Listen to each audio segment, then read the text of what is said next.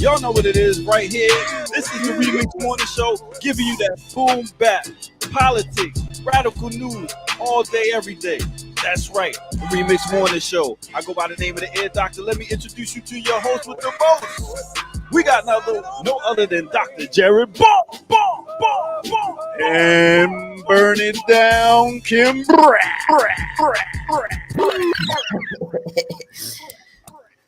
What's up, good people? Morning. Welcome, everybody. Yeah.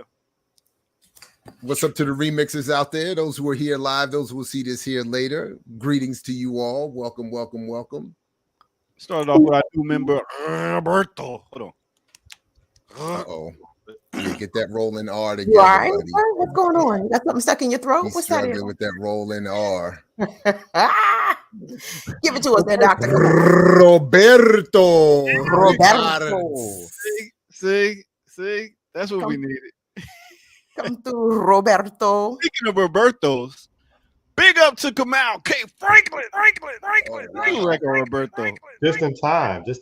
What is this new camera angle you got? I don't like it, Jared. I don't like it. I'm struggling with it myself, but I had to feng shui my room. That's what we were just talking about off air. I had to feng shui my little office space, which I like. I just can't get the camera angle I want for a number of different reasons. So we stuck with this for at least the time being. Oh, okay. I like it. No, you don't. Nobody likes it. I feel it. Oh, he looks damn. like he's at work. You know what I'm saying? Like that is Jared at work angle. Look at Jared working. It looks like he's like in a music studio, like he's behind the board. He's doing Yeah. That too. I want the look of like when he's like all intense and he's looking for his books and he's like, "Where's that book at?" I see you in the chat. I want that frontal, you know what I mean? That good penny look. I know. I hear you. I just we gotta work out a couple things. I have limited options. You know what I mean? So I'm doing the best I can.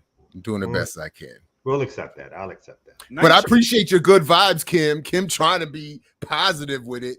Kamal over here just Brooklyning it out. Can't be positive in Brooklyn, apparently. Can't be positive in Brooklyn. He's honest. You can't not like honesty. There you know go. what I mean? It was a collective, It was a collective. They call that honesty. It is honest, but it's like honesty plus plus shade, plus jabs, plus. Like, hey, how you doing? I don't like your angle. Why? What you doing here? You know what I'm saying? He was right out the gate with it too. What's up? I don't like it. That's to take the pressure off for being late. So you got to go in on somebody else right away. You know? Oh, that's right. Now that's very Brooklyn. Yeah, I'm going to set someone else up for the beat down so that I can get away from being the focus of the attention. I hear they call you. that Always. BK deflection. That's BK deflection right there. That's a strategy. They teach that at PS 142. Where'd you go to school, Kamal? They taught you that, PS right? 138. PS 138. And that's what you did. Leah said I was too close to the What you trying to say? Back away? You trying to say it's too much beauty in your face in the morning?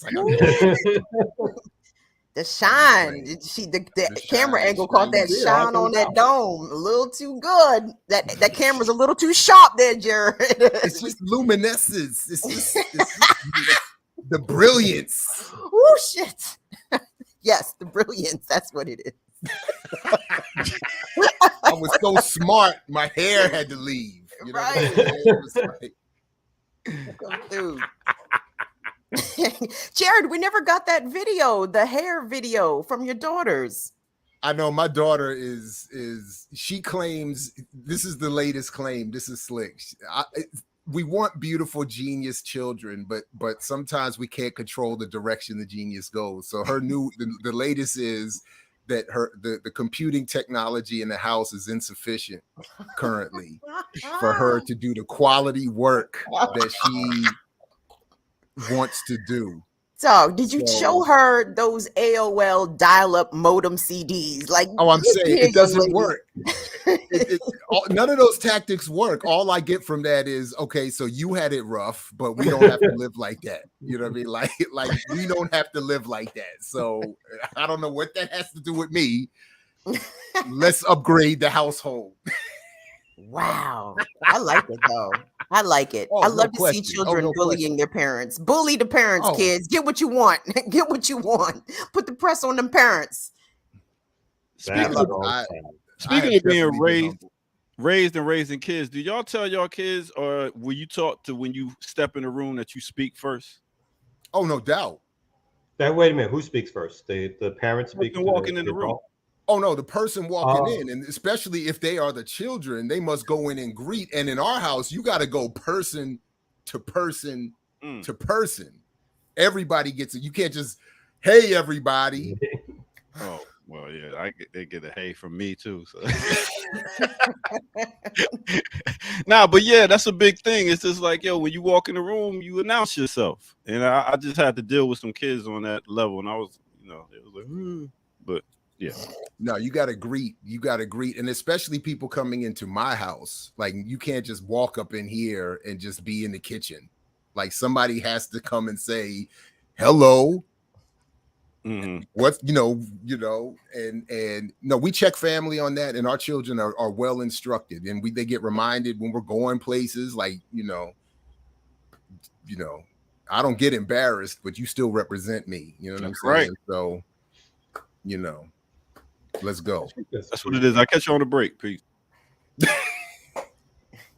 He's like, I just wanted to confirm what I was saying to these kids was right. Let me out. Yeah, no doubt. So what's going on, good people? It's always good. I feel like this once a week on the remix is like withdrawal for me. We all make our OD'd over the summer. We all make our choices, Jared. Did nobody tell you to teach 8 o'clock classes Tuesday and Thursday? No. You can't get no better schedule than that. Actually, that's not entirely true, Kim. Yeah, no, I have the best schedule I could hope to get. Yeah. So you intentionally just don't do the morning show on Tuesdays and Thursdays. Oh, damn. Thank you, Kim. He's like, this is the best schedule, actually. No, you heard it come out. You heard it. I heard it too. I got better shit to do. Okay. No, it's much like the situation with my camera angle. I have a limited range of options, and out of those options, I have the best I can work with at the time. So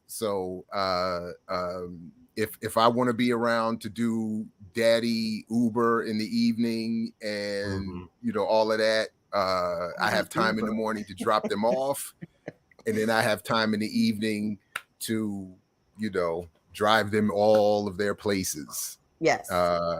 So this is the best I could do, and unfortunately, Morgan wants me to be teaching all these classes. Like I don't have that academic. You got to write a couple more books. You got to get one more book out. I gotta write, and then the real thing is, and this is an academic secret for anybody who doesn't know this already. I have to publish more. I would have had to have published more on university presses. That's the thing. It's not even quantity at this point. It's perceived quality. So that means you will have one more book coming out. I have a second edition of the Myth and Propaganda of Black Buying Power coming out in the spring of 2023, and that's all I'm promising at this point. Your boy struggles to write. I'm just not going to front, and I do often blame it on 4-course load, that I have and all of that, and the imperfect academic setting that I'm in. But the reality is, at this point I don't even know, if that all those restraints were gone. I'm just in that spot right now. So that's all I'm promising right now. You get JB on BPM and one more edition of the MOBP. That's all I can guarantee at this point. That's good enough. We'll take it.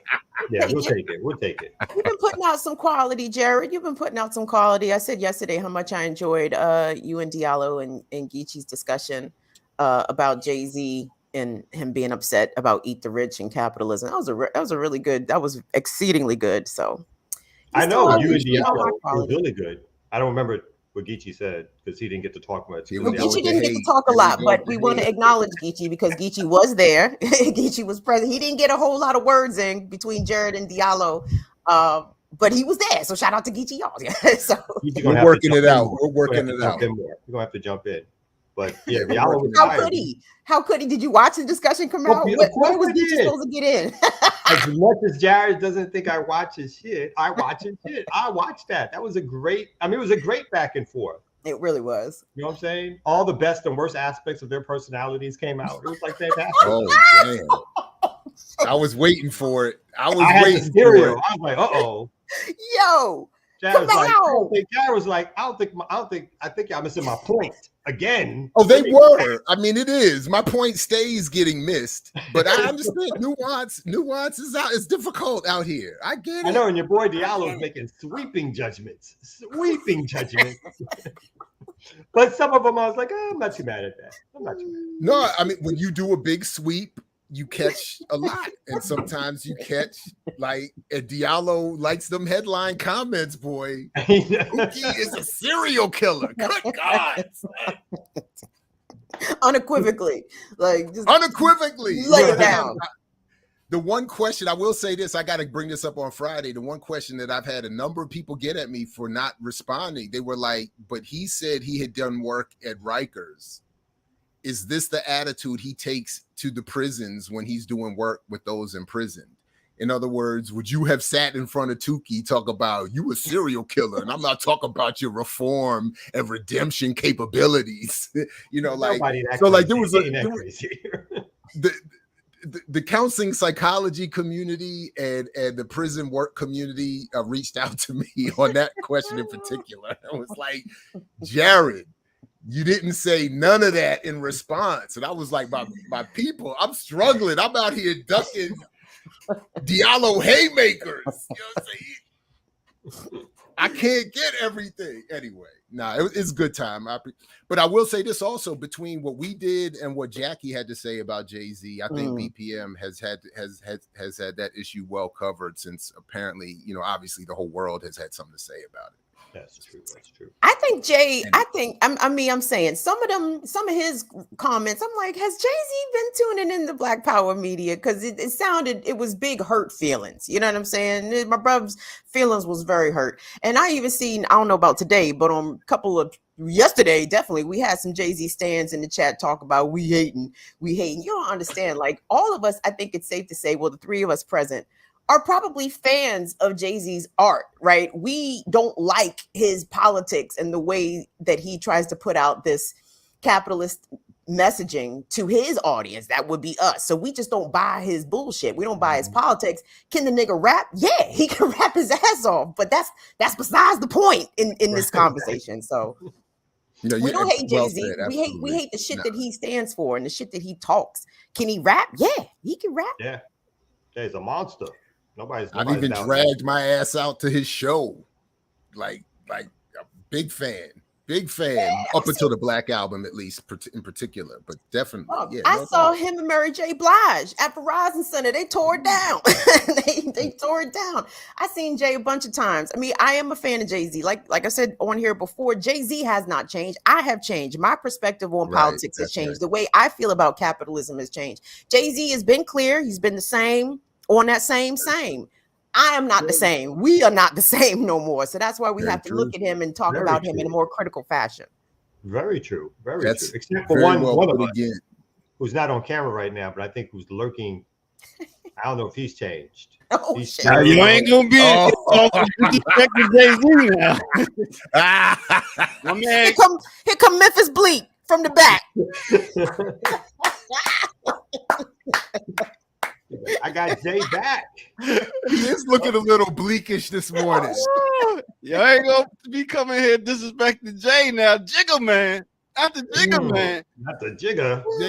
As long as I'm living, he's a millionaire. Yeah, that's right. Come on. You know what I'm saying? Come on, I tell you. Oh man. This dude came What up? Quick, before you jump in, before you do your thing, for the first time, we're gonna keep running this. So our fall fundraising drive is up and running. We got a little bit. We're gonna start pushing this hard for folks, dropping it in the chat as we speak. So we want folks to go support. We got a guest coming on tomorrow. Is going to talk about the documentary that we are planning and producing and working with the film directors to help them make that happen. So we need that support. We need support so we can get some more better equipment, some more staffing, so we can share out with hosts better. All that stuff we need from y'all. So putting it in the chat is we're going to start getting on your nerve, because we all know we're not the best fundraisers. We understand that. I just like to go on people's credit cards and be like, I don't understand what's happening. But yeah, I know we're here for y'all. So we need y'all to help us, to support, to make it happen. And again, we're trying to raise, my man needs to raise it. I think we got it right now at $10,000, but we hope to hit that and go further than that. And again, we had some big problems with GoFundMe. They tried to put a little lock on our shit, but we did that little legal and the Cuba and they had to release that shit and let us fly. So we up, we ready, we going. All we need is your money.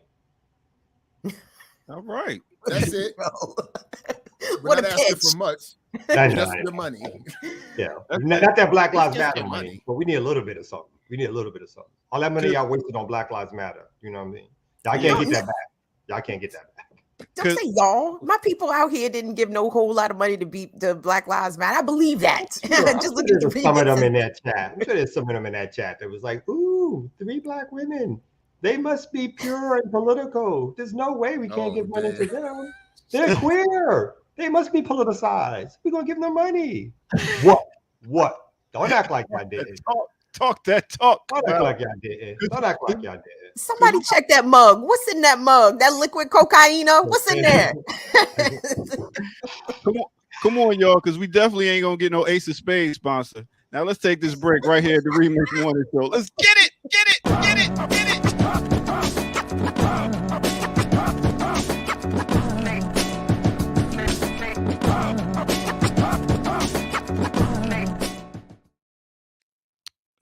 That's right. No Ace of Spades, no Deleon.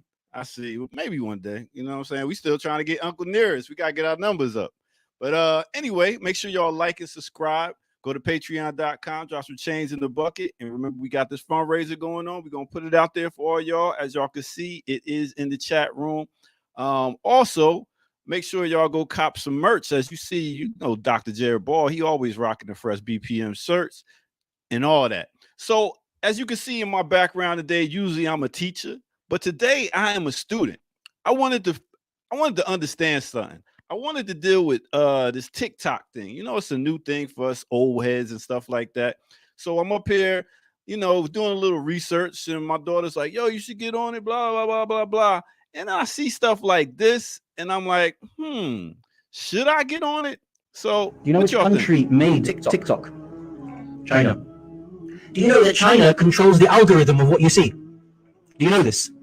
If you're in America and you open up TikTok, if you're in Britain and you open up TikTok, there is a specific algorithm to reach you that is not in China.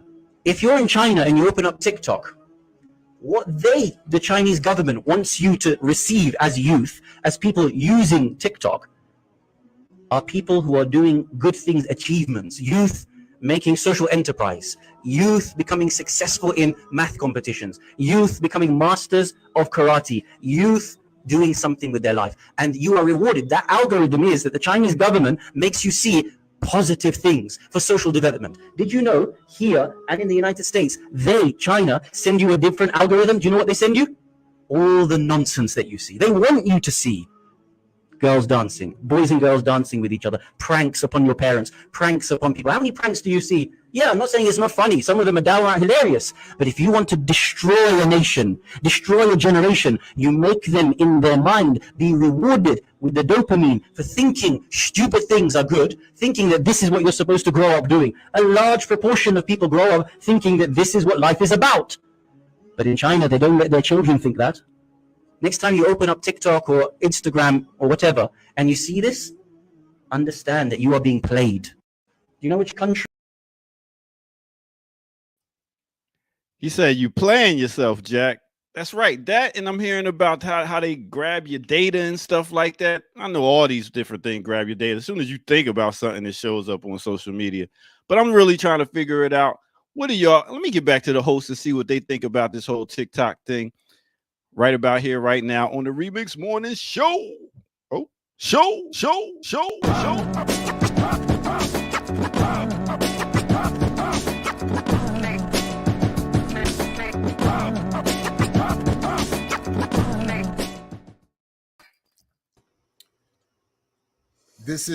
I've seen this analysis before. It's kind of popular in some social media spaces regarding China and all of that, and I'm not a fan. In particular, for one, it's clearly part of this. China and Russia are to be blamed for everything. China and Russia are the boogeymen, enemies. But the reality is, exactly. That's exactly the point I was going to make.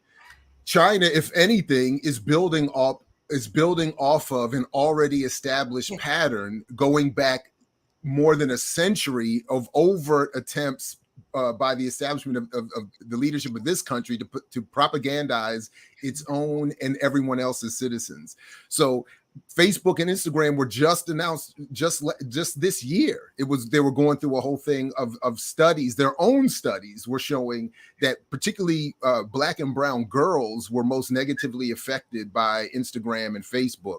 Now all of a sudden TikTok is the downfall of a gen. Now look, I started a TikTok account recently. I've noticed there's a lot of nonsense, a lot of hypersexuality, and as I've shared already publicly on this point, I'm already uncomfortable with all of it. So it's just an uncomfortable atmosphere. But this is not China's doing.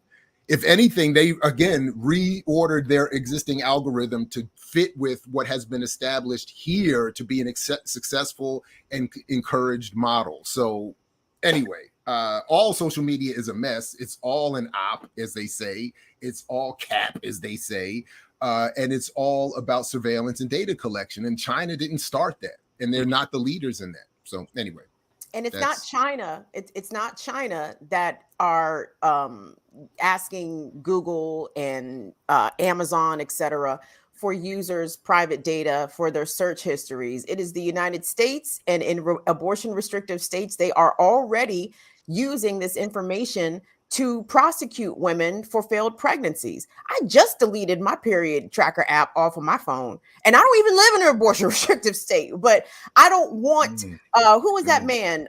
Starts with a T, Peter, what's his name, Jared? Peter Thiel. I don't want Peter Thiel knowing when I'm ovulating. That ain't his goddamn business. You know what I'm saying? So it's not China. It is right here in Los Estados Unidos that is doing big surveillance and of course surveillance of our biometric data as well. Can I add one more thing real quick? Do you know who else is that I'm late in catching up to? And I've been talking about them for more than a year now, but that company Plaid that is behind the scenes working for Hill Harper and his Black Wall Street app and all that other stuff that I've been calling out as sort of the white capital data collectors. I didn't even realize they had already been investigated just this year for over collection of data and abusive collection of data. So this is US. This is, again, to your point, Kim, to this is, yeah, anyway, this is beyond, again, don't look at me, look at China. Don't look at me, look at Russia. My only additive. Go ahead. Oh yeah, my only additive is again, being old is like some of that stuff. Like you was like, yes, they want us to do to get involved in all this messiness or see all this craziness and all this hypersexuality. But then I can't agree with this dude too much, because then he just sounds like when you see those old videos about how they used to talk about rock and roll and shit like that. It's like, yo, I can't be on your side. He's telling one of these dudes who are like, they're dancing too close together and shit like that. It's like, yo, okay. It just brings me back to some sanity. It's like, yes, I want people to not be so indulged in certain things, but I'm also like I'm not down with the let's just cut off all other aspects of life that's sexualized and all the rest of it. And this dude just sounds like he's just coming so far right from that. You know what I mean? Yeah. So, yeah. Well, like I was saying today, I'm the student. I had a question. And I'm not saying this is what it is. I started that off like that. I remember when Facebook and Instagram first came out, we was like, check the initials, FBI. Mm. Mm.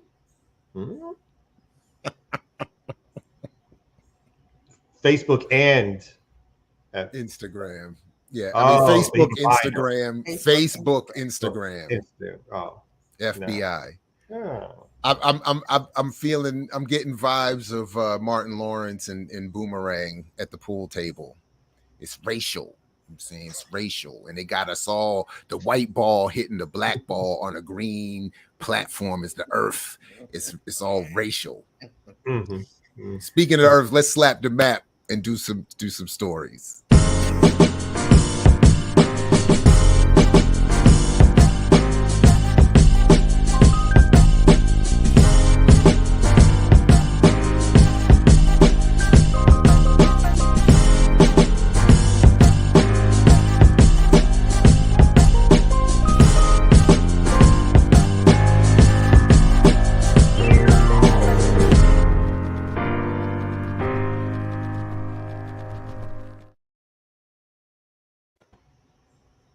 All right, everybody. Remix Morning Show here, Black Power Media.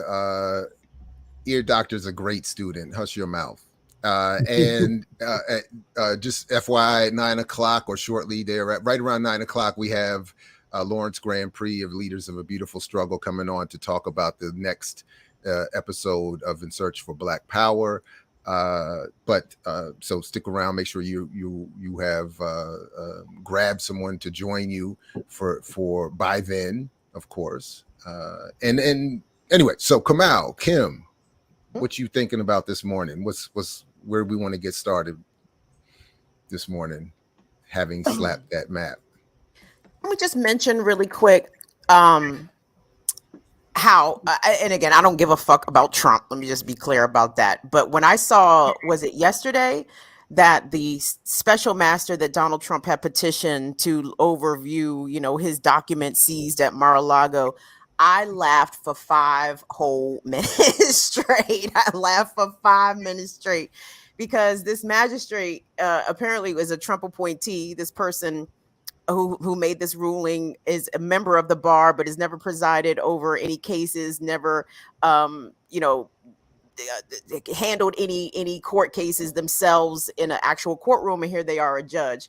And it just reminds me just the ways in which white supremacy is just so awesome for them. Just the way that they just set each other up, mediocre. They don't care. They don't need nobody expertise qualified. Can you just uphold the system? Can you just do what you're supposed to do? And that's exactly what's happening with Trump. I laugh at all the liberals and all the Democrats that think that Trump's going to jail. No, the system is not set up for that. So anyway, I just found it hilarious. Like every revelation about what Trump was doing with these top secret documents, which I imagine everybody around the world has at least got one copy of these documents by now, I would imagine. So it's just funny. It's just funny. I laugh. I'm sure there's some serious aspect to it. I have not discovered it yet. I just see the comedy. I can't add any depth to it if there is any. I'm with you on that.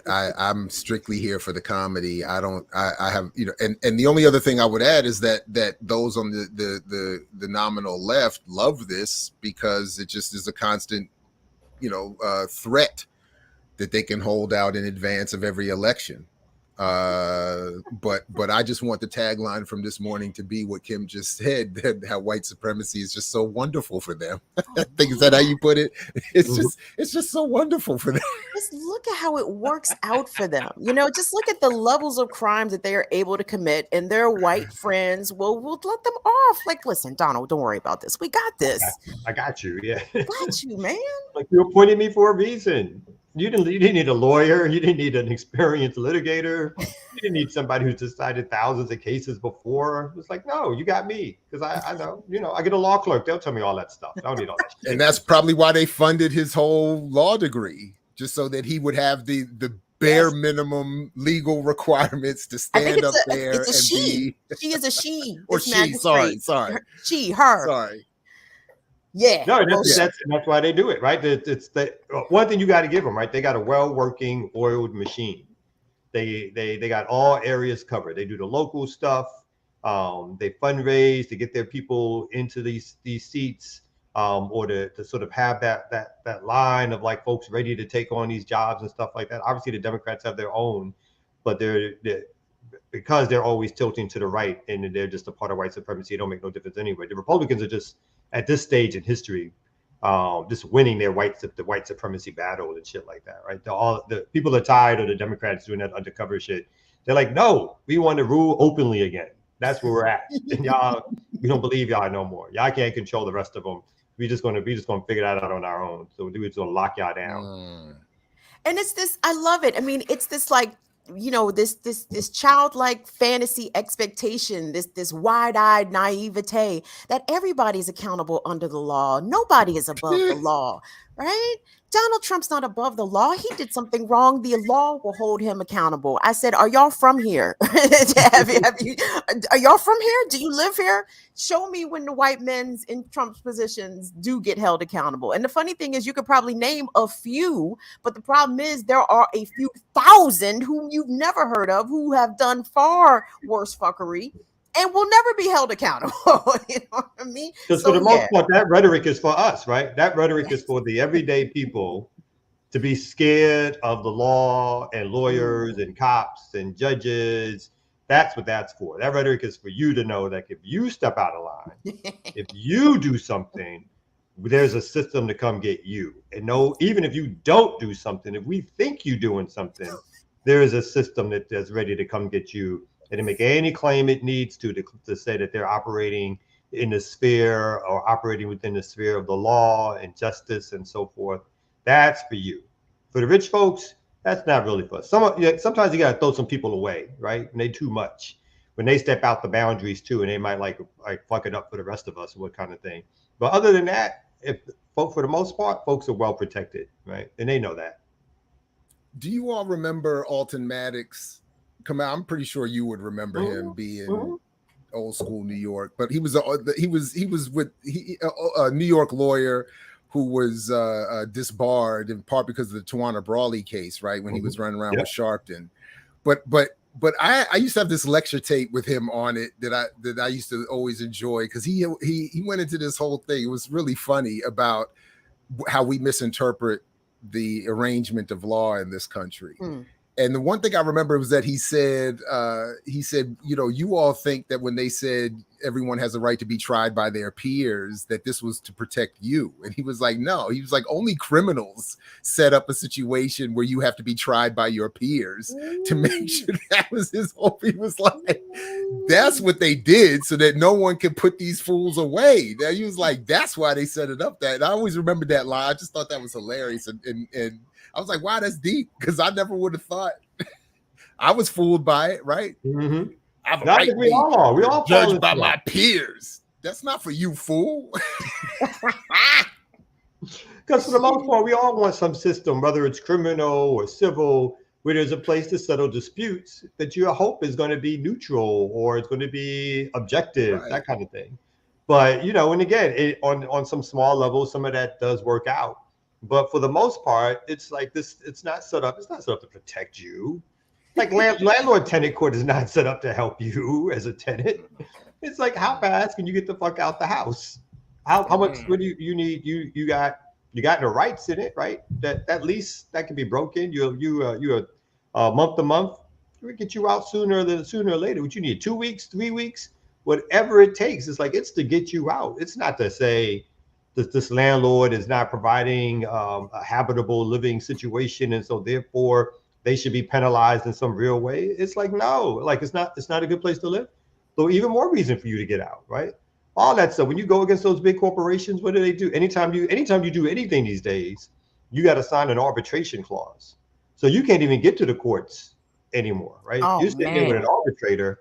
Even if you decide to pursue it, right? You're sitting there with some arbitrator deciding your future, and you've given up your right to appeal, all that stuff. And 90% of the time, you don't even realize you signed that away. So, and the courts have said that you don't even have to realize it. That if you sign a contract and that's part of the contract, then you've agreed to not go to the regular court system, but to go to these arbitrators. So the whole thing is set up this, you know, how do we extract more wealth, more resources from you? And if need be, how do we lock you up someplace so you understand your place in the system? That's not for Donald Trump. That's for you and me.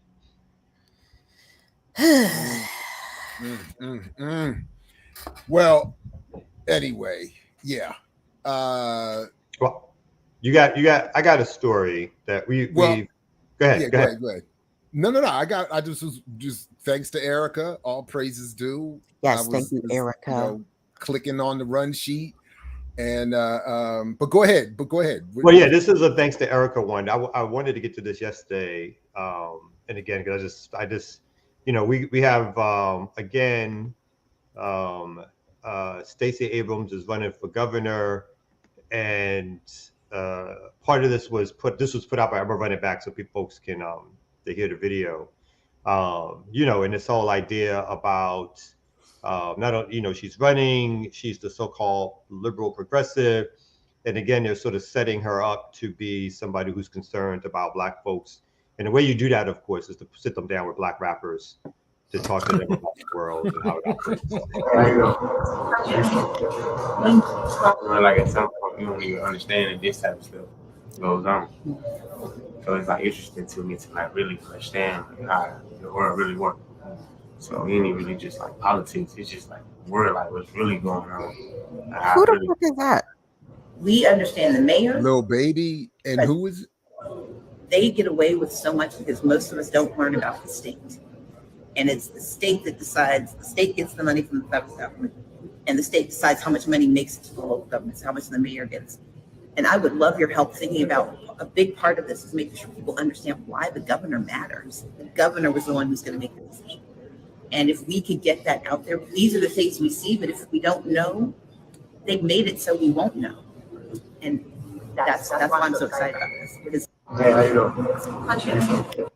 So it's important for us to understand. So this is how we need to get information out to our folks, is through Little Baby. So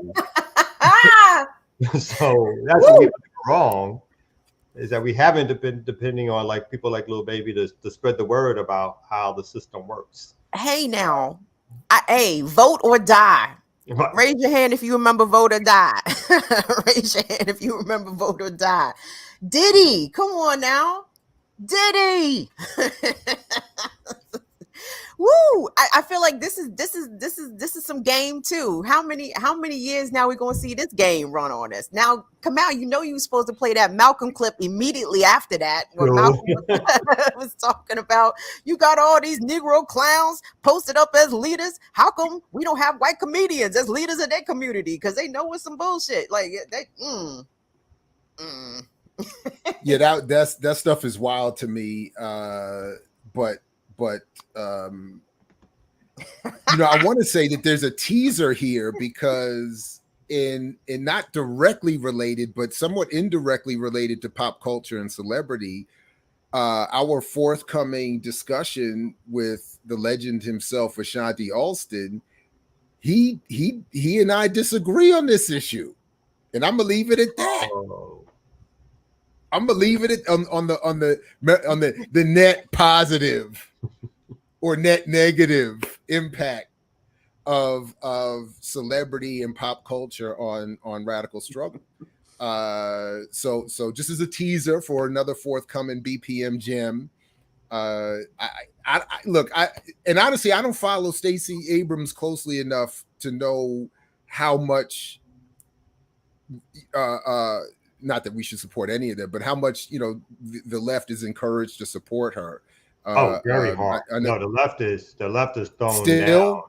Oh yeah. Okay. Even you know what I should find, what we should have found, I think we spoke about this a few weeks ago, is that she has another propaganda election ad. Yeah, that's her with several cops in there and talking about like how they as law enforcement support Stacey Abrams. You know, she has the white one, the black one, the queer one. She's got all the bases covered for how she supports law enforcement and how they should support her. But no, very hard. The left,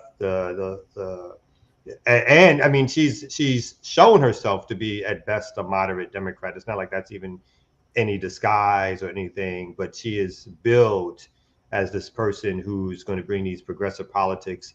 And in a weird way, you know, I mean, she's been a successful politician for the most part. And even very, you know, in terms of her area of work, I would say very smart in what she's done, to be honest. Like she's, I think she can take credit for the Democratic Party in terms of making Georgia or helping to make Georgia a quote unquote purple state or veering towards a purple state. Stacey Abrams, if there's credit to be given, if people think that deserves credit, she can sincerely plop herself down in the middle of that and deserves all the accolades for that.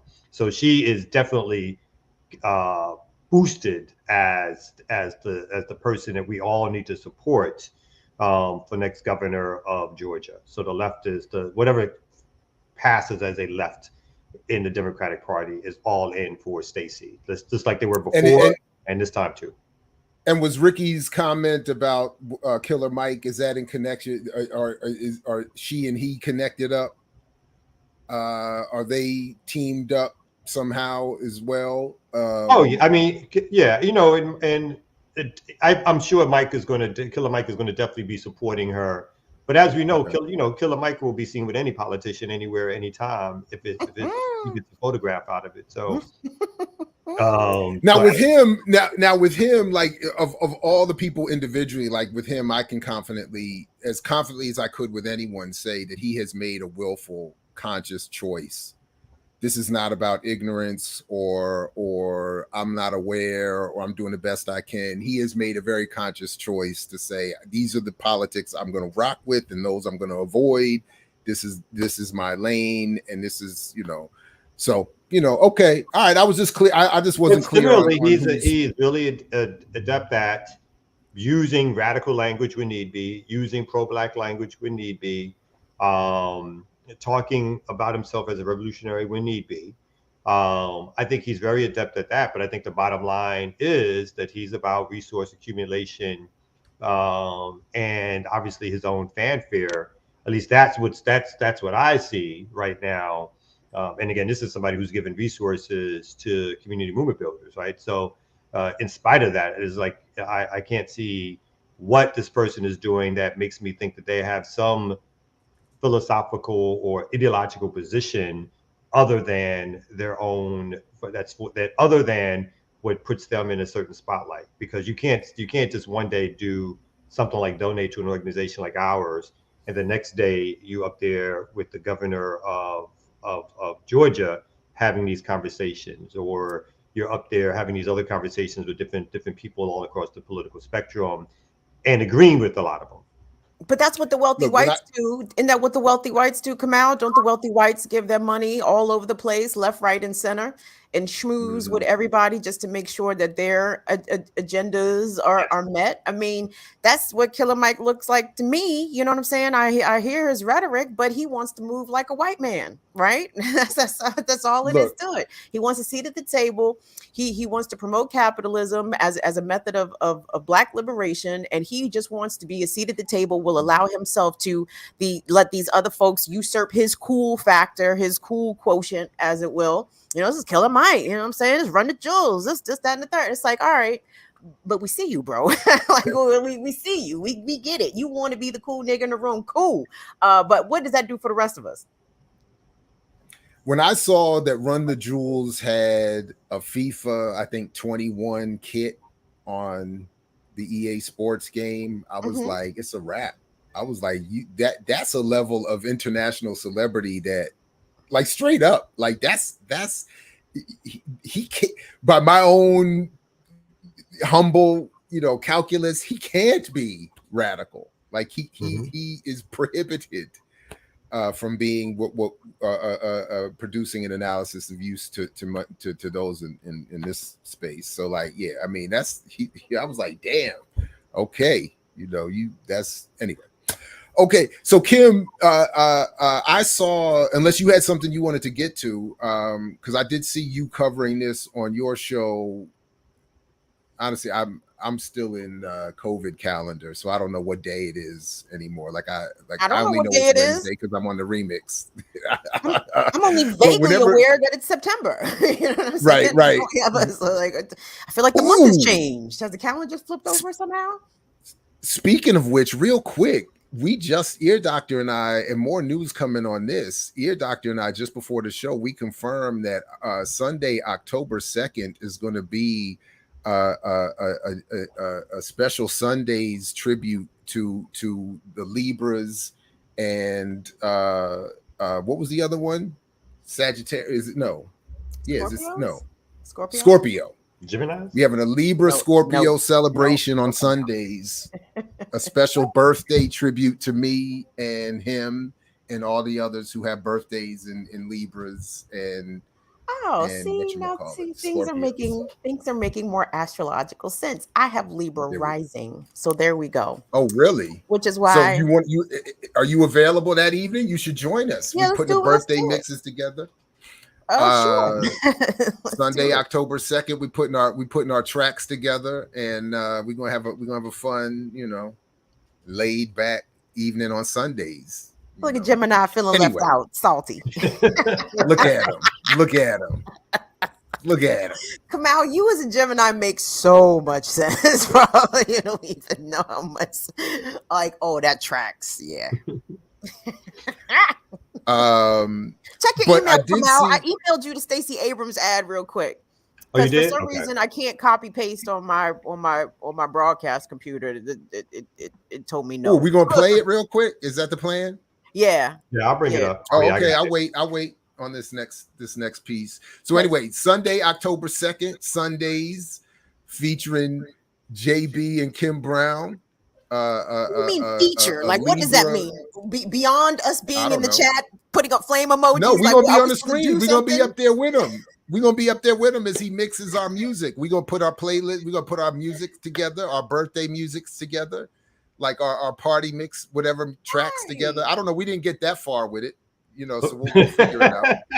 Yeah, Doctor, what's your Baltimore club set looking like? I want to hear some old Baltimore club. I want to hear some Watch Out for the Big Girl. Hey, listen, Watch out for the big girl. You get me the music and I got you, and we're gonna mix it up. What I look like? iTunes, sir? That's what he's saying. He's like, I don't know goddamn. What I look like? LimeWire? We going to your favorite joint. So if it's like Ball's favorite joint, he gonna give me the song and we're gonna mix it up. You just don't know your music. Okay. But here, is that gonna be all like the butt music y'all gonna be playing? Oh, of course. We know I can't play go-go. Come on now. Oh, yes, he will. No, yes, he will. He's gonna be well supplied with some go-go tracks. Stop slicing them, Jared. You know all DJs cannot play go-go, man. All DJs cannot. I'm gonna give him the tracks. I know Kim's saying he gonna mix it wrong. He gonna fuck it up. That's right. That's exactly what I'm saying. Kim, you mad disrespectful right now. I'm just saying, dog. I've seen it. I've seen East Coast DJs come around and they don't know how to blend the beats. They don't know how to go ins and outs of the go-go songs. They don't know what parts to size up. I mean, it's just especially facts, them Jersey DJs, right? Especially them Jersey like DJs. Go-go. She said you're gonna mix go-go like you mixed up your politics and shit and get it all wrong. Damn, nigga, you don't go for that? What's going on? Damn. DMV, am I lying? DMV, am I lying? Everybody can't mix go-go, honey. Look at this. If you were to go back on the Sundays list, you can see I did a go-go DC set already. You're late, Kim. Oh, stop. Drop the link. Son. Pull it up. Let's run it back right now. Let's run it back right now. I mean, reel it up right now. Go-go DC mixing ain't hard. It's just like house music. And then with the DC, it's like boom, ba-doom, ba-doom, ba-doom, boom, boom. Now you being mad disrespectful. Tell him, Jared. Dear doctor. Get him, Jared. Get him. Now can I gone too far. I'm gonna play the Stacey Abrams just to bring us back to news. Yeah, play the Stacey. Are we doing a break? Which one? No, it's really quick. It's like 30 seconds. Let me play. Go ahead. I spent 40 years in law enforcement in Georgia. Brian Camp is lying about Stacey Abrams. flat out lying about Stacey Abrams and the police. Don't believe it. In the legislature, she funded law enforcement all over the state, and she worked with a Republican governor to make Georgia a national leader in criminal justice reform. She'll keep guns out of the hands of dangerous people. And she has a plan now to raise salaries for law enforcement statewide. That's why she has the support of law enforcement like me. Like me. I spent 40 years in law enforcement. I am. Well, that's your girl. That's your girl trying to get that cop vote, getting that cop vote. That's what your girl is up to. Hey, she got the cops walking, patting each other on the back, slow-mo.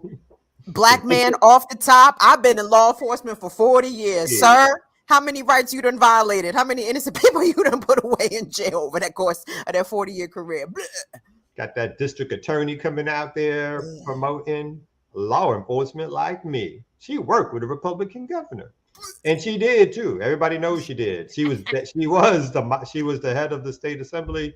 She was the head of the Democrats. She was the moderate. She definitely would agree to water down shit to get one thing passed to say, hey, look, we got a victory. So it's so funny though. Like Democrats will hold that up as like a reason to trust.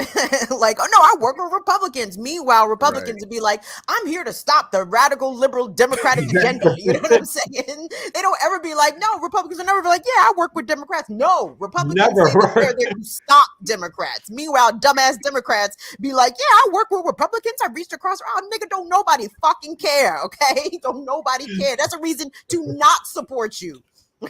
They're over there calling the Democrats Maoists and the new communist uprising and all this whatnot. And they talk about, but I reach across the aisle. We fucking care. We don't like that you reach across the aisle. That is a bad thing. That's what, Biden was running that again. I mean, he was running that again to get elected last time. He was the responsible one who could work. And he just was saying it. What was it the other day? I heard him in a clip saying the responsible Republicans. I work with them all the time. They're great. And you know, all this other kind of nonsense. It's just that one or two bad apples like Trump. Dating back to his time loving the segregationists. We used to get to sit down and have lunch together. Right. You know who didn't get to have lunch, motherfucker, back then and sit down with you? You know who didn't get that lunch? Like you've been the one serving you the food and washing those dishes. God damn it. This is just ridiculous. Joe Biden. So look, when we come back, Joe Biden, that's it. I mean, they don't make them like Strom Thurmond no more. Where are the Strom Thurmonds? Joe Biden. Where are the Robert Byrds? Republicans you can respect. Republicans you can respect. Where'd they go? Byrd. It's still Byrd Stadium at University of Maryland, isn't it? Byrd not even been a Democrat though. Wasn't Byrd a Democrat? Did they change it? I think they did change it. And he was a Democrat. Wasn't Byrd a Democrat? Yes, he was. But he was also a Klan. Yeah. Yes, he was a Klan. Exactly. Well, that's why Herschel Walker and them are saying the Republican Party has always been us for us in the first place. You know, it's the party of Lincoln. Remember? Because it was the Democrats that was the party of the Klan. Mm-hmm. So we should go back to Republicans. It all makes sense, Kim. You just have to close your eyes and turn off your what is it? Shut down your cerebral cortex and whatever the hell it is, and you'll be all right. You'll be all right. Just take one more pill. What's Herschel looking like in this race, Kamal? What's Herschel doing down there? I don't think Herschel has a chance in how, because I think his just to be honest, his ignorance is just too overflowing. And so even I don't for the think, whites, even for conservative whites. Even for the whites, I think even for the whites, yeah. I think for the whites, yeah. I think even for the whites. I'm like, no, I won't say that. I mean, Trump got elected. What the fuck am I talking about, right? So, I don't think he has the. I'm not going to say gravitas because that don't matter either. I don't even know why, but I don't think he's not winning in the polls, at least right now. Mm-hmm. So let's put it that. And so I'm not going to explain what the reason is other than not voting for one black man over another black man. But there is no rational way for me to explain it once I start thinking too deeply about it. It can't be about his ignorance because that don't matter. Look, clip this segment and title it "Kim Breaks Kamal." That's what it is. Kim. You want to see how to shut Kamal down? Ask him how Herschel Walker's doing. I had an analysis already for it. And I was like, oh no, that doesn't work. Oh no, that doesn't. See the wires start spinning, and sparks start flying. cannot compute, cannot explain. Anyway, look, we got the ear doctor coming up, and then we got our brother Lawrence from Leaders of a Beautiful Struggle coming up after the break, and then we can get to some more of this good news and map slapping. What's up, sir? Ain't that, you know what, on that Herschel Walker thing, they just came out with that commercial of how he abused his ex-wife. So, you know, that's a whole nother thing. Wow. Messy. Yeah. But I do want to say this. Music is a hell of a drug. I mean, right now, whoever has a microphone has followers. So it always makes sense for politicians to go to churches, talk to the preachers, because they followers are all in the church. And these MCs, hip hop artists, she came down a house in the park, which had thousands of people, 4 DJs playing house music all day. So whoever got a microphone in the crowd and music.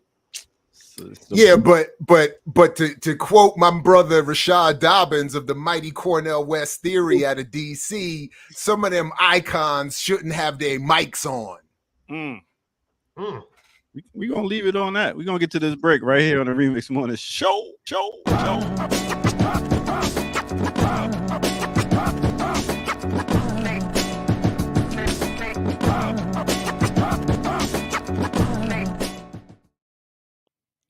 Well, how y'all doing out there?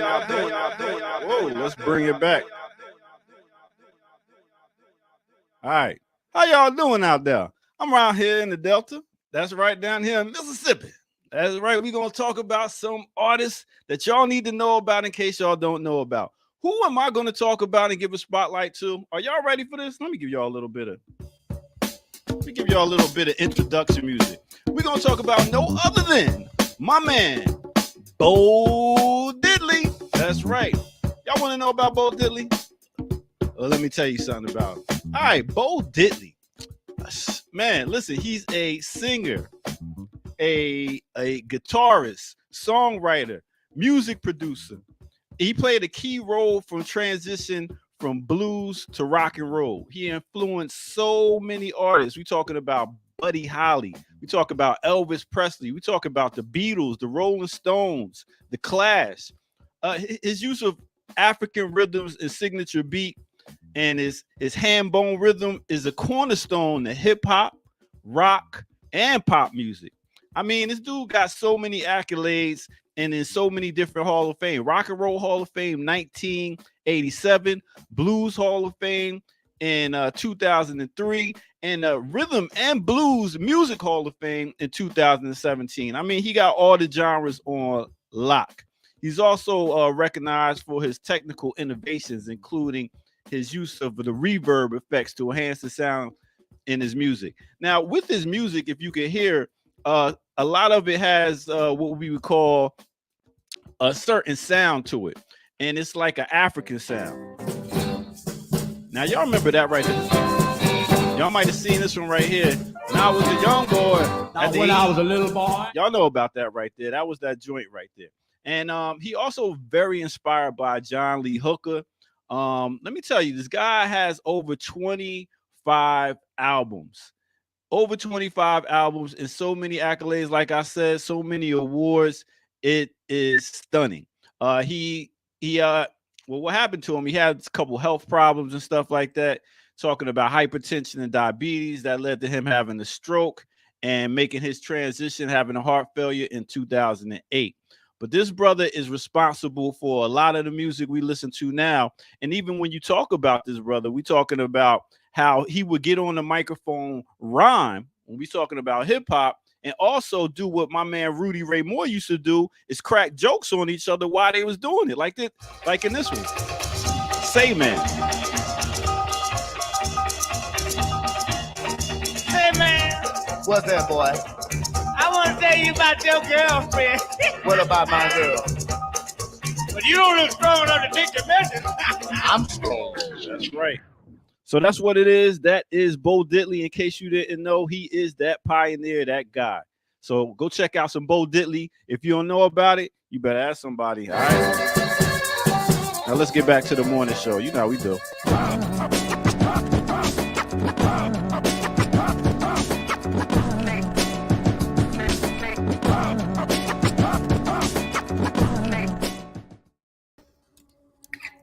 Thank you for that, ear doctor.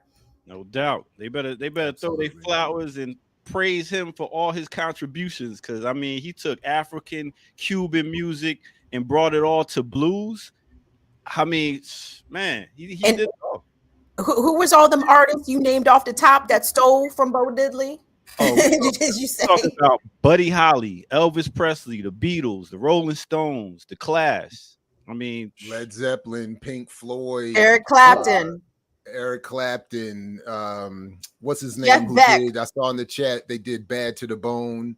He did Bad to the Bone and had his hits with that and one of those other songs. He actually was some of them, to be fair, were overt in giving credit. But Good. they all, but after they were superstars and rich, you know, like I mean, Like, it wasn't, did they run you that know, money I though? mean, Did they run that money to him? some of them did, somewhat famously, Led Zeppelin paid over $1 million to what was it, Willie Dixon? Was it Willie Dixon? Am I getting my memory's a mess? But I used to follow that all very carefully. And Pink Floyd is in fact named after two old black bluesmen, Pink Anderson and Floyd Garrett, I think. So like they're very clear. Rolling Stones comes from a Muddy Waters verse. So like they took their names and their everything from those folks. And in some cases, some money went back and some tribute. John Lee Hooker had some end of life praise and prominence given to him, but it's all too late and too little, and you know, insufficient. But you know, anyway. Shout out to Bo Diddley and all of them. And good job. Thank you for that, ear doctor. For that, ear doctor. And yesterday you did Deborah Laws, and I wanted to comment briefly on Deborah Laws because I would not have known about Deborah Laws had it not been for Mary J. Blige, right? Had it not been for Mary J. Blige and Grand Poobah on What's the 411, the title track off Mary's debut album. I had never heard Very Special, at least to my conscious knowledge at that time. So at that era specifically of hip hop really taught me a lot about the 80s and 70s R&B, pardon me, of yesteryear because of the use of sampling and the ways that other songs would be interpolated. So I wanted to thank you for highlighting Deborah Laws yesterday. That was a good one. Hey, that's what I'm here Right for. on. And this is what I I'm used about. to learn a lot from that too. And shout out to the liner notes and liner notes writers. I used to live in them. Very helpful. Anyway. I mean, that was good people. Routine, right? You would buy a new CD. Absolutely. And you would put it in and you would start on track one and then you would go through the liner notes. Who wrote what? Who produced what? Who was playing instruments on what? What samples were utilized? What studio was this recorded in? Like all that shit meant something to me. So I would study them joints deeply. Back when I didn't need bifocals to read that small fine print. You know, it could unfold in that line. Yeah, absolutely. All of that is a beautiful thing. Anyway. All right, good people. Let's get to our guest, Lawrence Grand Prix of Leaders of Beautiful Struggle, right here on the Remix Morning Show.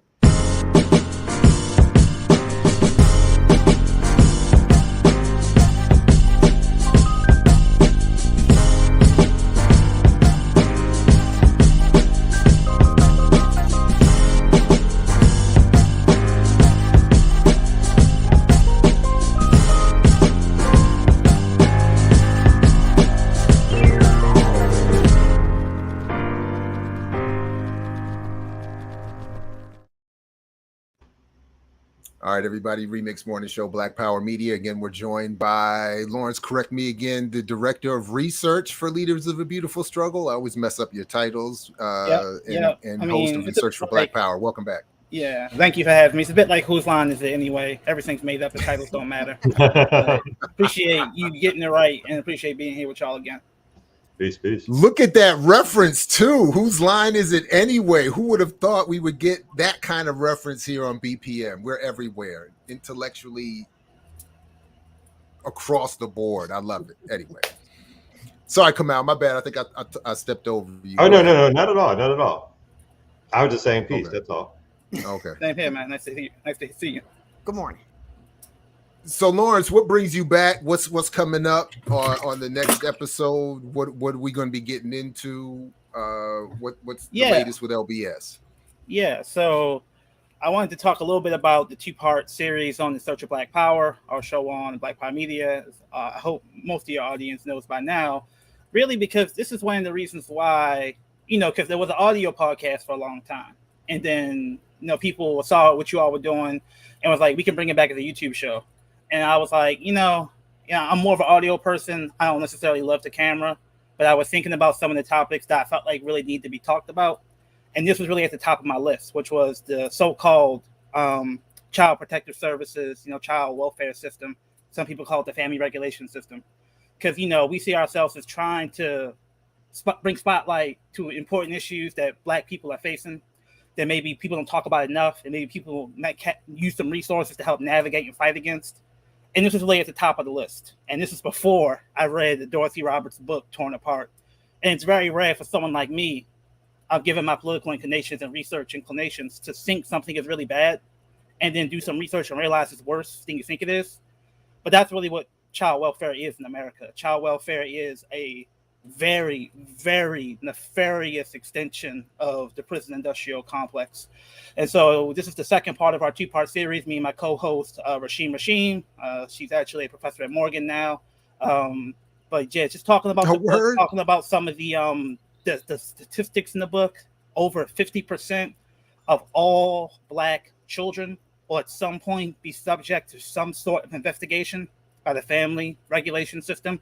Doesn't mean they all get taken, doesn't mean that all those investigations lead to anything, but over 50% of Black kids have some sort of investigation by so-called child welfare. And there's just all these statistics and stories that I think are really useful, not just, because we all know it's bad, but we really try to focus on what we can do to fight against it, or politically what we have to learn from how this became what it became and what we can do to fight against it. So that's really what we're talking about in this episode, is the politics of family regulation.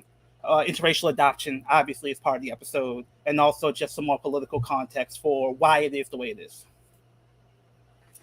Interracial adoption. So as you all are looking at the issue, like, what are are there some particular statistics as it pertains to child protective services in Black families that you're focused on, or that got your attention, or well, in other words, really, for those of us who don't know, like, what are the issues? What is the problem, or what is? Well, obviously, in general, people like the idea of protecting children. So the idea of child protective services being controversial may not intuitively on face appear that controversial. But if you understand that, think about being poor and Black. You have to deal with welfare officers. You have to deal with teachers. You have to deal with medical professionals. You have to deal with social workers. And because of federal regulations, every single one of those individuals, many of them are mandated reporters. And because of federal regulations, they have been sort of trained to focus on so-called child neglect. And when you're poor, basically, and you have a racialized system of surveillance of Black families, any instances of poverty, any instances of natural discord within the family, any instances of just what could just be the difficulties of being poor in America can be deemed child abuse. And given, it's like a drunk looking for their keys under the light post, because that's where you put your attention, that's where you put your focus. You over-focus on Black families, you find, quote unquote, more instances of child neglect and abuse, but also there's a racialized belief stemming from slavery that Black people don't care about their children. Black mothers are incapable of caring about their children, because that was part of the logic that was used to justify family separation during slavery. That's part of the logic of Black people being infantilized, like they are children themselves, thus they're incapable of having children, and therefore Black youths are better off being taken away from their biological family and given to a family that's been proven to be responsible, quote unquote. So of course, people point out that when you do foster care or adoption, you get financial support to take care of the foster child or adopted child. And people rightly say, well, how about you just give that money to a biological parent so they can take care of that kid? Right? But we have this very specific racialized system that essentially says we don't think Black people are good parents. So we're going to either separate you to a Black person that's proven to be a good parent, quote unquote, or in a disproportionately large number of cases, and not just Black families, also Native American families, we're going to put you with a white parent. And of course, the long history of interracial adoption for Native Americans has been pretty well I was documented. going to say there's no problem there. That history is Kill clean the as a native, whistle. kill the native, save the man, kill the native, save the child. The long history of residential schools in Canada, and they found basically burial grounds of children who were separated from their indigenous families in Canada, supposedly at these good adoptive white run schools. But what I didn't realize is we have very similar things happening here in America with Black children at these so-called schools for children who are been suffering from quote unquote abuse and neglect. So they're just like these foster care schools that themselves have burial grounds, just lots of children who have died on these premises. And also you're more likely to be abused in the foster care system but then you are by your biological parent. And I think the book, because again, I think Dorothy Roberts is interesting because she's not what I think people think of as the Black Lives Matter Twitter abolitionist. Like, she's not a professor of gender studies or rhetoric. She's like an actual lawyer, and she's like been put on quote unquote reformist efforts to do like consent decrees for foster care systems. And she basically comes to abolition through a long history of what some would call reformism. So she has a long history of working with working class Black families, especially Black mothers, fighting for independent control of elements of the welfare system. And she basically comes out at the end of all that being like, yeah, I get it. We have to destroy this system. She calls herself an abolitionist, and she actually critiques some of the mainstream abolitionist movement for saying things like defund the police, fund social workers, defund the police, fund child protective services. So it's like, hey, you need to realize that's kind of the same thing. And one thing I realized is that why aren't people saying that? Because you would think, given intersectionality, Black feminism, this is a system of targeted surveillance on poor Black women, this would be more central to the defund discourse. And I think it's some class dynamics there, but one thing I realized is that you say defund CPS, you're almost saying defund the Democratic Party. Because the Democratic Party is so tied to social work, so tied to this quote-unquote care ecosystem. And there was one thing we talked about in the episode. It's like you can actually track campaign donations from medical corporate entities that include foster care, family separation homes in their stock portfolios. You can actually buy stock in the family separation system, and you can actually track who they give donations to. And actually, when I did the numbers, one of the top people they donated to was Elizabeth Warren. Mm-hmm. Right. So that's kind of on brand. That's on brand. Connections to this family separation, child, quote unquote, welfare system is kind of what we wanted to elucidate. Lawrence, is there a connection between children that are in the foster care system? Is there a foster care to prison pipeline that we have been able to demonstrably track? Yeah. The book would have more specific details on it.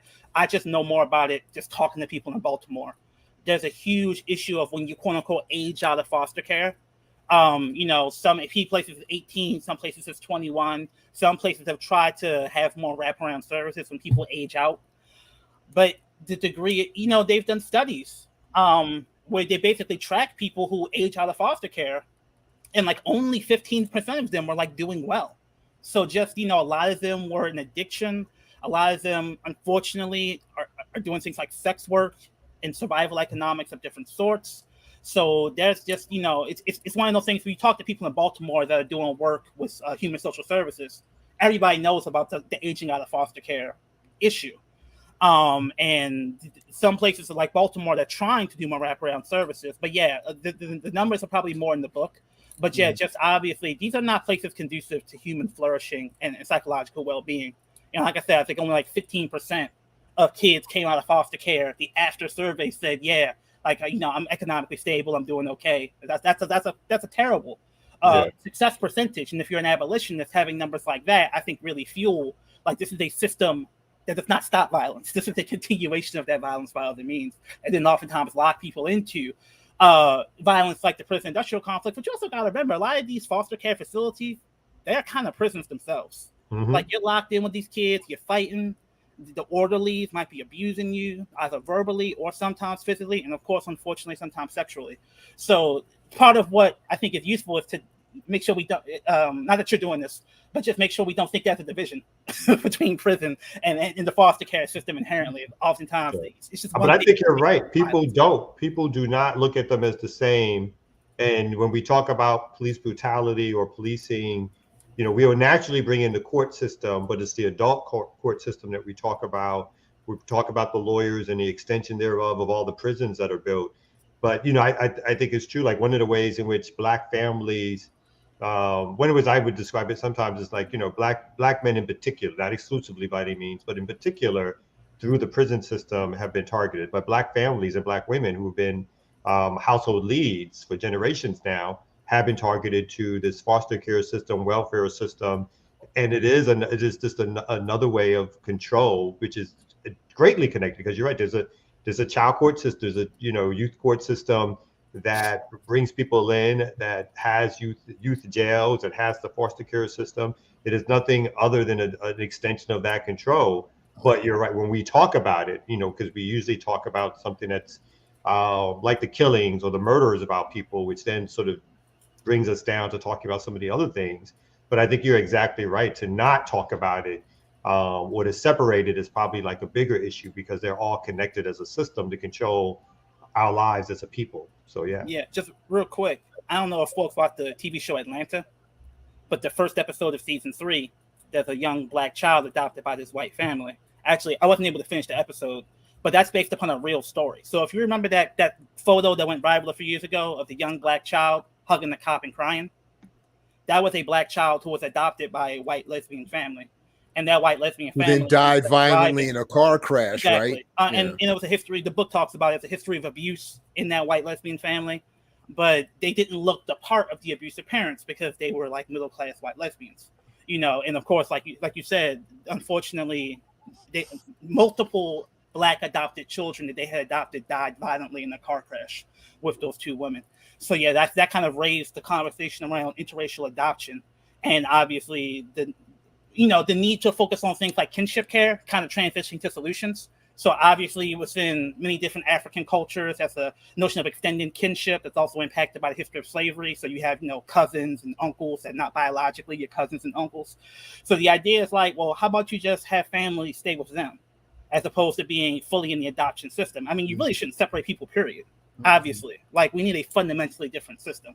But if you're going to have to sometimes do this, there's an entire indigenous infrastructure of care that's not being supported. And unfortunately, oftentimes it's token supported. People will say they do kinship care, but it's just not the actual investment of resources for kinship care that there is with full-scale adoption and foster care. So when you talk about solutions, I think that's just one intermediate solution towards a larger abolitionist praxis to actually be able to build capacity for indigenous Black institutions of care to actually deal with these problems when they come up. I want to clean that up, because O.L. Griffin and others are correct because I think I just sidetracked you there a little bit, Lawrence, by interrupting. The as you were saying, the white lesbian couple was seen as being sufficiently stable, largely because of their class, racial position. But they were themselves, or at least one of them was severely, had severe issues mentally or otherwise. There was a history of abuse. Drove herself.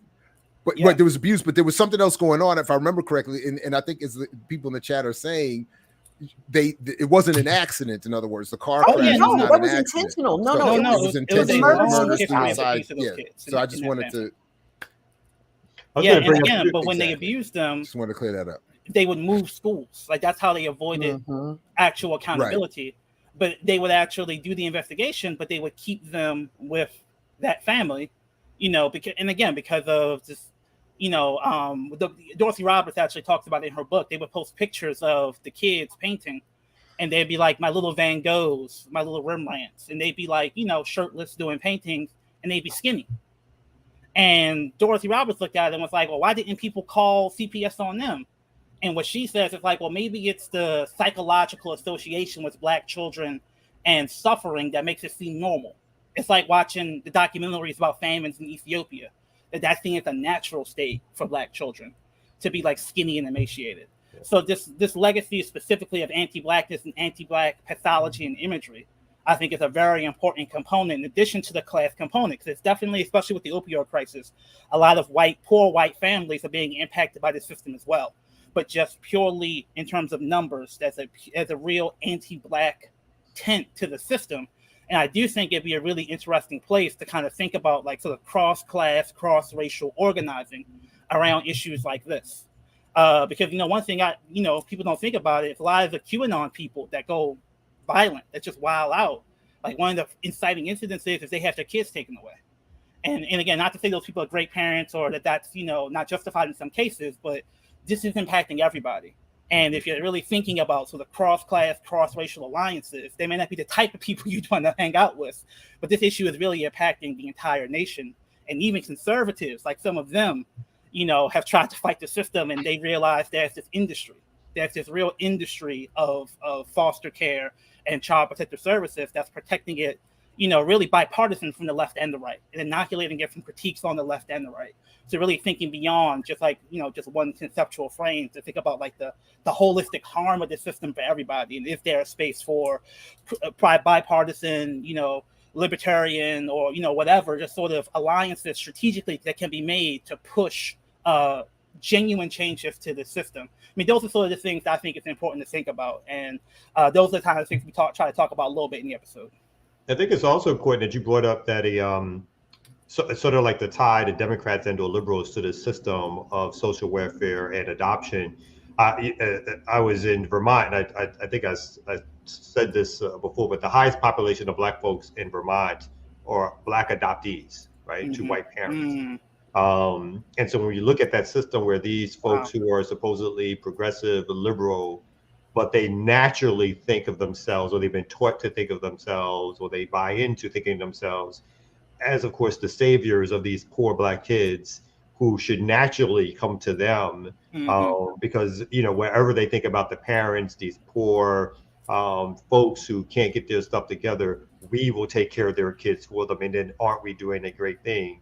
And then that breeds that sort of liberal idea of like they are on the side of good by doing this, without the implications of what they are themselves participating in terms of the destruction of Black families. And maybe some of them do know, but I think usually people rationalize for themselves not to know and to not to care, to think of themselves about doing that they're doing it for these good reasons, these great reasons that they're helping these poor Black kids out or whatever. And I think that part, tying that in, I think is a great part of the story also, in terms of the deprecation of our community and our people to this larger white Western white supremacist system of Black folks are not able, not in a position, don't know how to take care of ourselves, our family, our people. And so we must continually, obviously, basically white supremacist ideology, do things to keep Black folks alive or keep them going, in the sense that they think they're helping us as opposed to hurting us.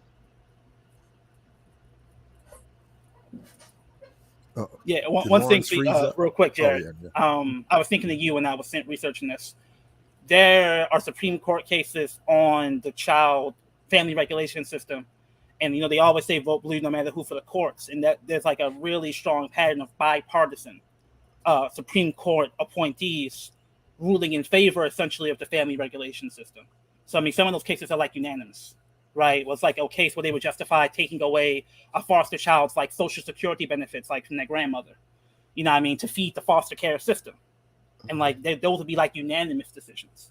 And for other ones, it'd be like Souter or someone like that crossing over with the conservatives, voting in favor of the family regulation system. I think that folks focus so much on abortion. I mean, look what that got us. But there are so many other instances where this whole judicial focus on the courts, when you actually look at the court rulings, doesn't match up with the propaganda. So I think this is just another example to add to that list. But you know how it is, Lawrence. We have to stop fascism, so we must give up peace and child safety and health family, care. Officers of the state for barging into your home, taking your children away. Can't have that. All worth it. It's all worth it, so that we don't get another, Republican or Trump or whatever. Anyway, Lawrence, thank you very much. We look forward to the episode dropping. That's later today. It should be out in noon. I'll double check with that. But it should be out in noon. 12 o'clock today, right here on BPM. Thank you very much, and we appreciate this work, and of course all the associated work that you and LBS do. So thank you very much, and we'll be checking you soon. Checking it out. Appreciate it, man. Y'all take care. Thank you.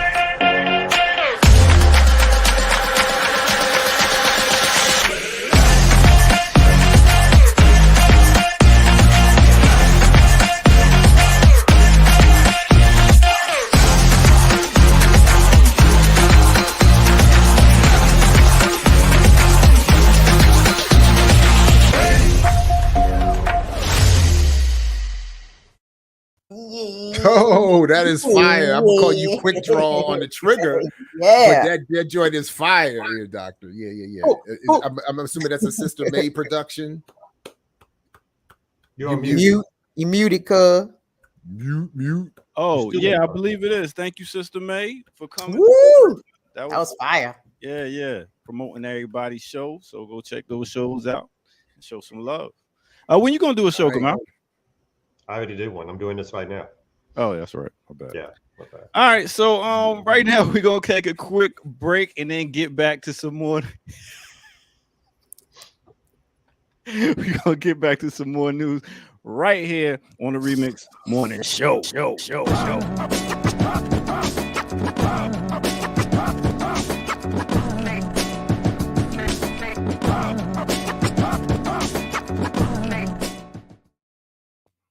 All right. I'm out of this world right now, as you can see. That's why the echo is reverberating all the way to y'all. So what we gonna do right now is we're gonna get some love. Who we gonna get some love to? Let's play a little music for. All right. Let's talk about Angela Davis, or Angela Yvonne Davis. That's right. She is a political activist, philosopher, academic scholar, and author. She is a professor at the University of California, Santa Cruz, a feminist and a Marxist. Davis is a longtime member of the Communist Party USA and is founding member of the Committees of Correspondence for Democracy and Socialism. She is the author of more than 10 books on class, gender, race, and U.S. prison system. Let's go. The government, as it is shown, can subsidize a few people in the black community and call that. I think that the fact that I am a member of the Che Lumumba Club for the Communist Party, the fact that I'm a black communist is very symbolic. Black communist is very symbolic in this case. As a communist, I have to demand radical change. I see that capitalism does not possess the flexibility to allow for the solution of the basic problems which confront us today. Exploitation of workers, super exploitation of black and brown workers, super exploitation of black and brown, super exploitation of black and brown workers, which means high rates of unemployment, and black capitalism. Black capitalism.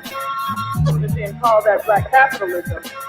But they can't create jobs throughout the country. And they're resorting to fascist techniques more and more. Fascist techniques of suppressing our rightful demand, redistribution of the wealth from the government,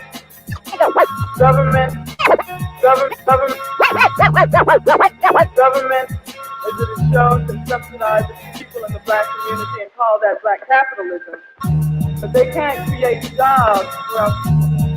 And they're resorting to fascist techniques more and more. Fascist techniques of suppressing our rightful demand. And that right there is Angela Davis. This is Black Power Media, the Remix Morning Show. You know how we do. Let's get back to our guests. I mean, our hosts with the most. Let's get it.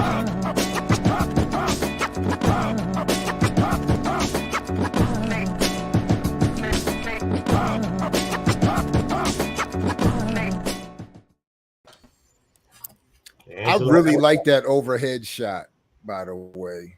I appreciate it. That's for my I'm gonna start teaching DJing classes. So I was getting everything prepared. We're getting everything right for y'all. You know what I'm saying? And I just had a brainstorm based on what you said. I think we should think about renaming the morning show, maybe Kamal and the remixers, or Kamal Kamal and the remix morning show, remix morning shows by Kamal Franklin and others. Hey, how about we name it get the out of here. Kamal wants his name above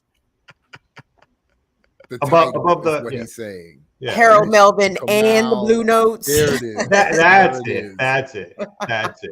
I like that. But that would be fine because everybody knows who Teddy is. But who's Otis? Otis. Somebody got my reference. Ear doctor stepping all over my joke, but whatever. Somebody got it. Somebody's laughing out there somewhere.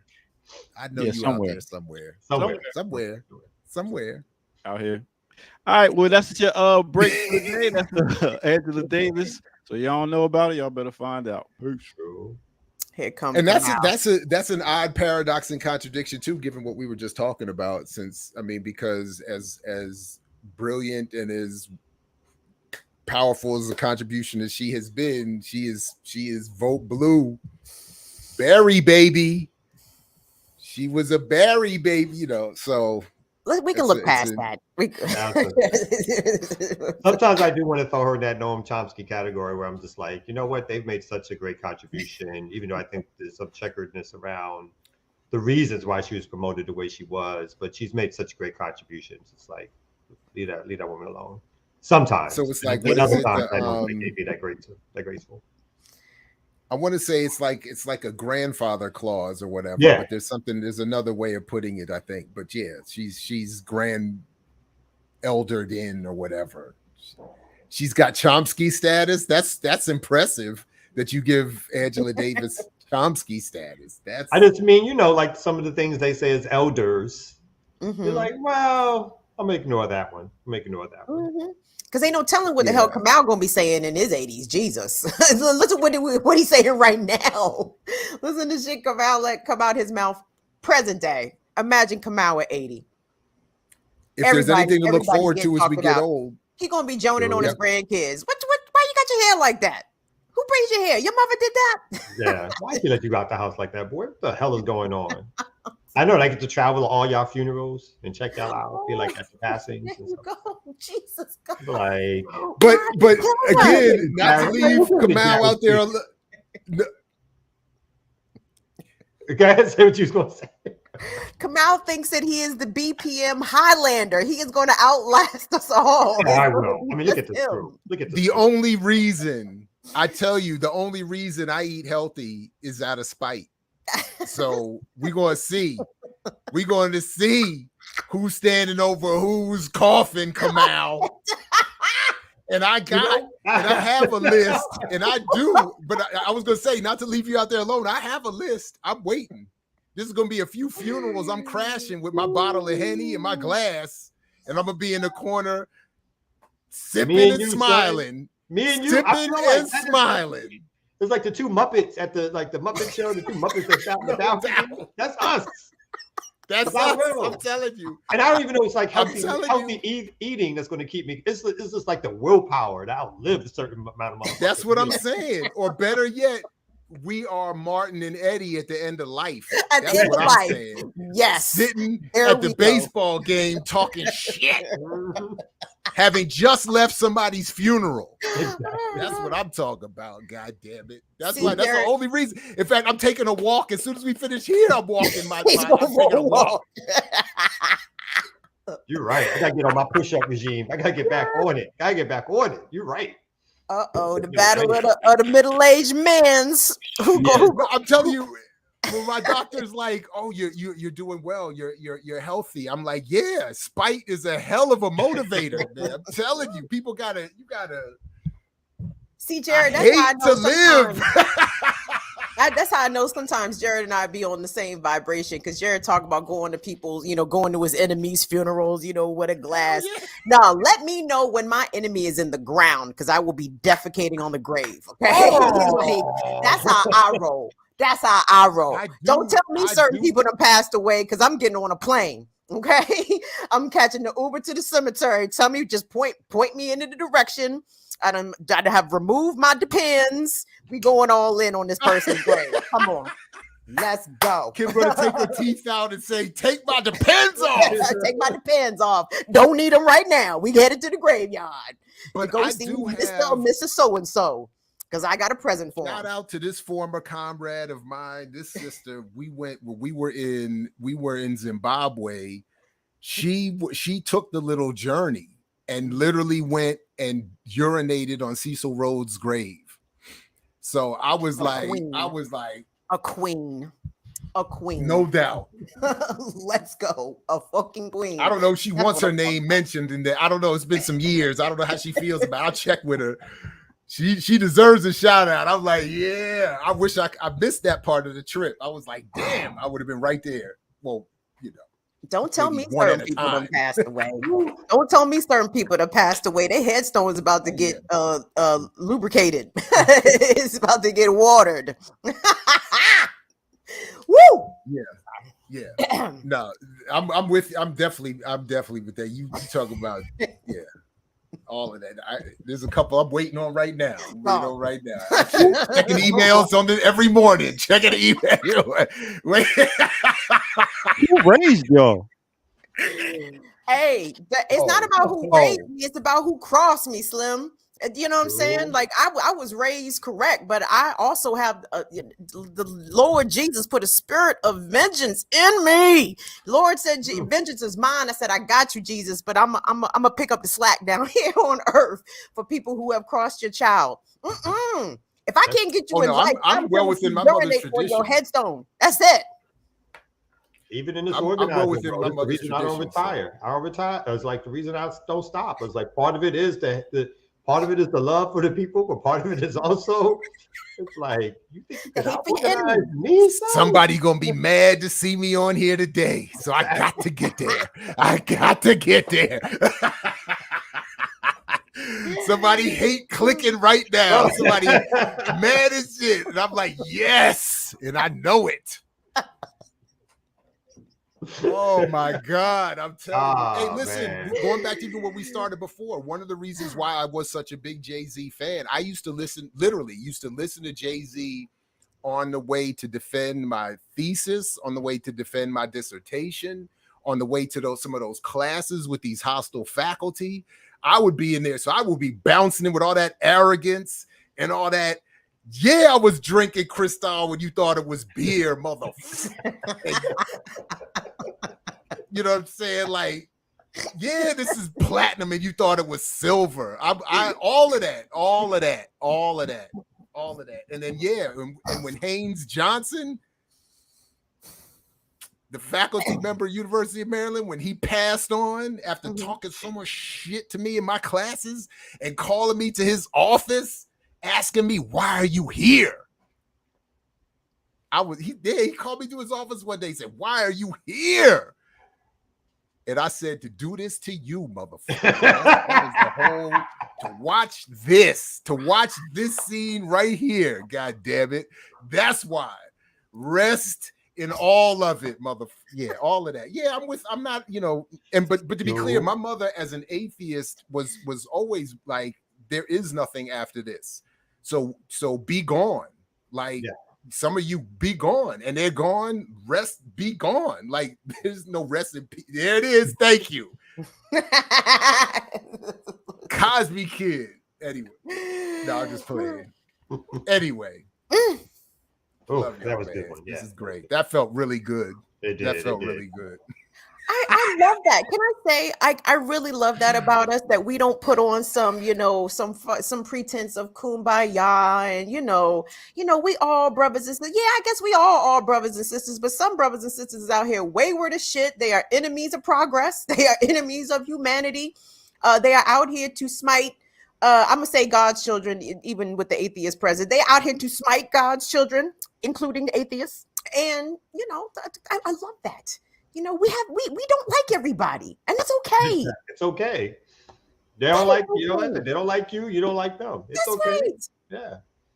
And to your point, and I'll stop here for this, but to Kim's point, really, they do dirty shit. They've done foul shit.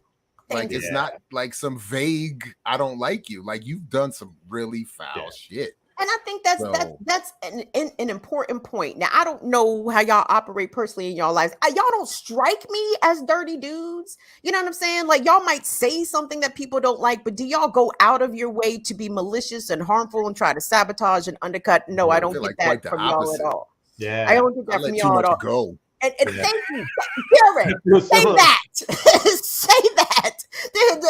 There's been a lot of people who have come out slick and sideways and wayward, and I have let the shit go. And I am still angry that I have let that shit go. I'm still mad.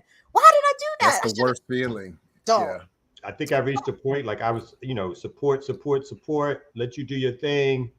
You try your way, that all that kind of good stuff. I'll go this way. I won't say a word. But then it reached the point where you feel like no matter what you do, people are either taking credit for your shit or trying to sidestep your shit or take over what you've done. And then it just becomes just like, we're not gonna live in this world. I'm not here to be your passive John for you to build your mountaintop on top of, particularly when I don't think you want, you're not doing something that leads me to believe that the outcome of it is particularly again in the organizing world, is where I really operate in, is that you're doing it because you care so much about everybody else. It's like, nah, you're doing it for you.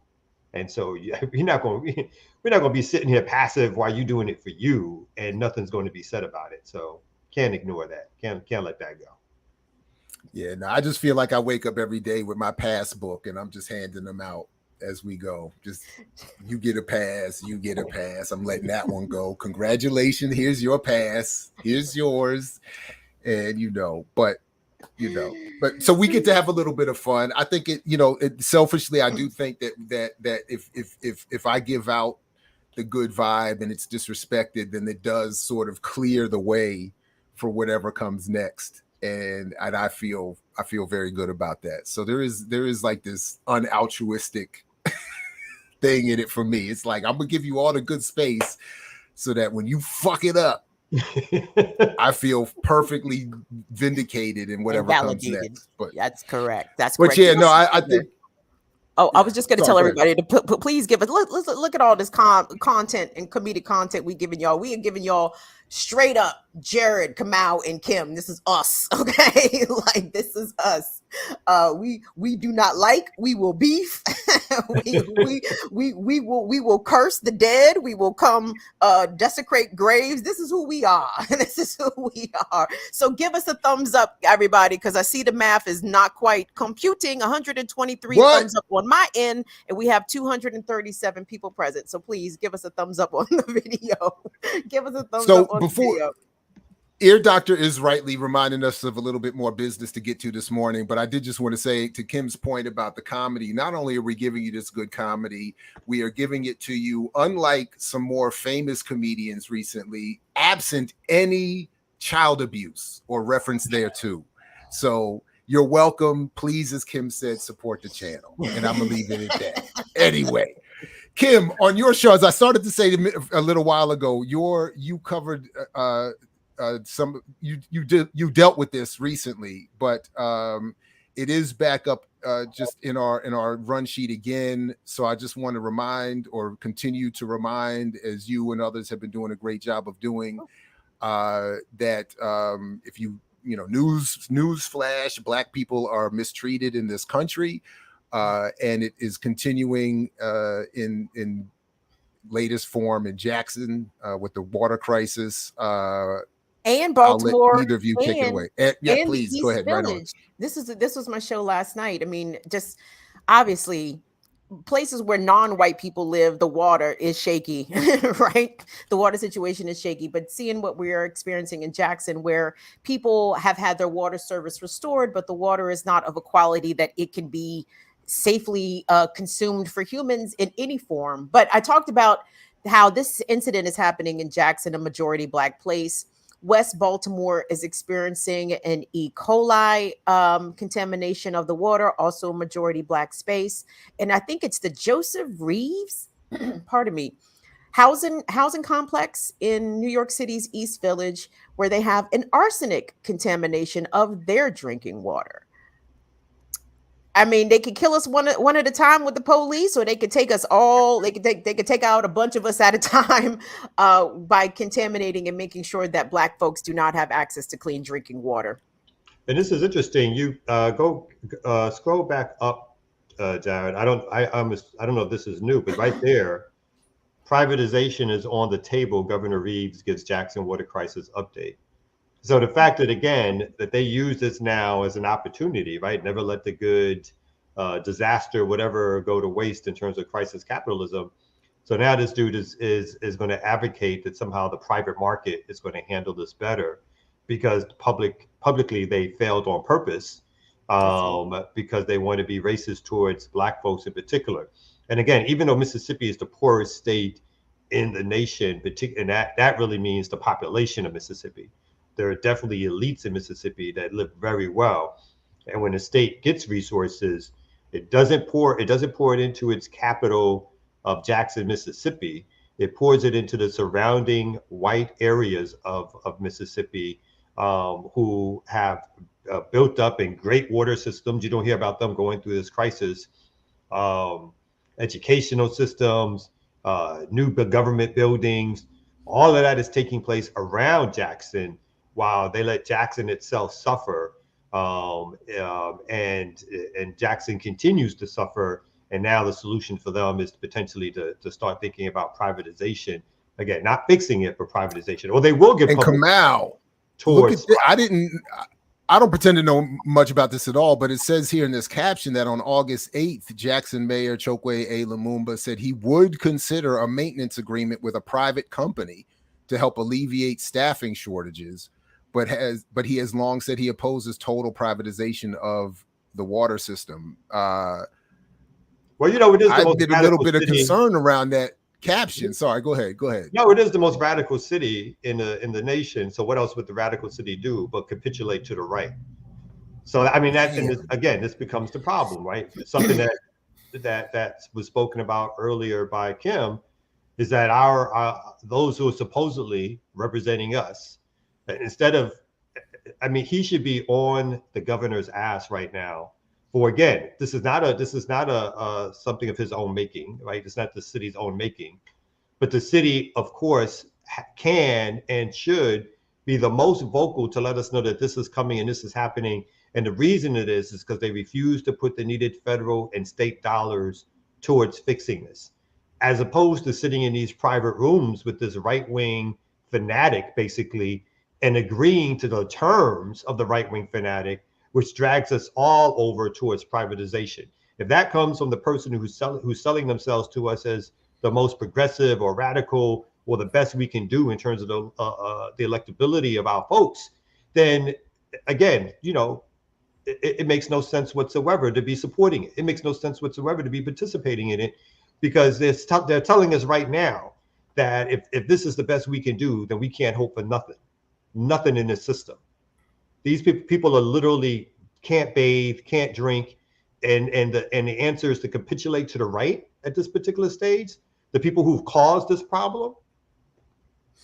I don't quite understand why. I really fail to understand why there cannot be some sort of federal intervention when it comes to dealing with water supplies.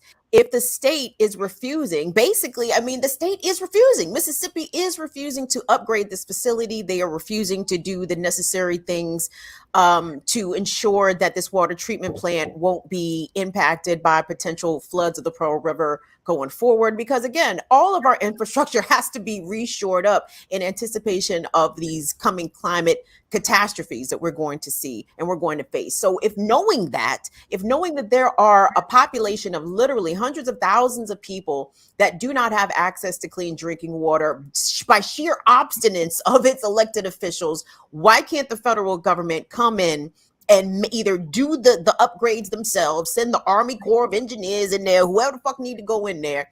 If Mississippi's state leadership refuses to do it, why can't the federal government come in and do it to make sure that literally its citizens has access to clean drinking water? I know why, because it's Negroes and they don't care. But I mean, seriously, like why can't the federal government usurp the state authorities in this instance when it is a literal matter of life and death? And this is absolutely, and if I understood or heard you correctly too, Kamal, this is what you're both saying is exactly what I would expect as a bare minimum of any elected official. I would even vote for a Democrat or whoever running in whatever party if their purpose was only to get elected just to raise these points from the position of knowledge and experience. In other words, if you get elected and could just say, "Look, I'm trying to do this, but this is the process stopping me." To Kim's point, look, I'm an elected mayor, I'm an elected whatever, these are the limitations of the power that I have. This is what I'm trying to do for you. This is why it's not happening. We should have the federal government coming in here because it shouldn't be up to me as a mayor or them as a corporation or them as another elected official to determine whether all of us have clean water. I mean, other things can be debated and on the table, but water should not be on it. So you're absolutely right, but we're not getting that. And any capitulation to any, because I don't know all the details. I didn't even finish reading that whole article. But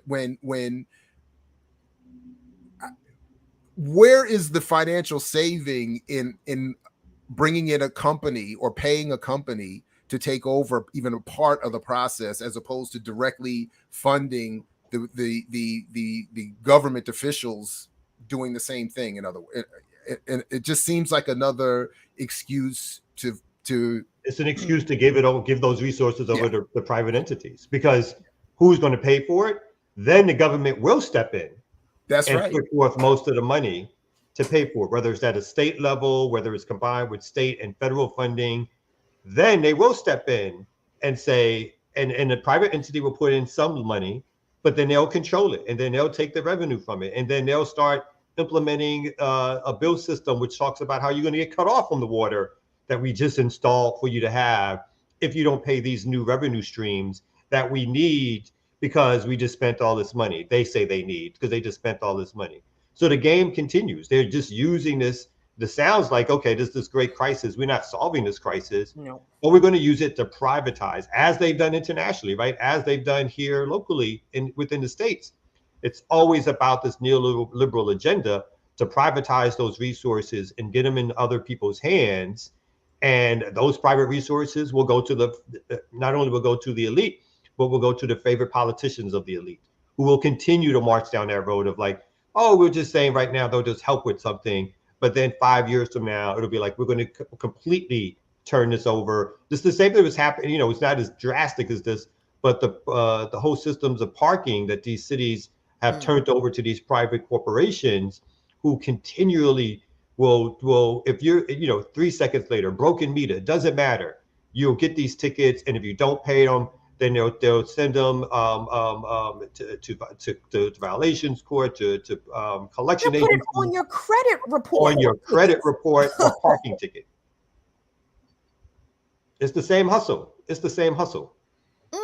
That's why DC ain't never getting these parking tickets paid. Washington, DC, you have been so informed. I got a lot of parking tickets on my credit report, and guess what? Ain't none of them bitches getting paid, DC. Have fun.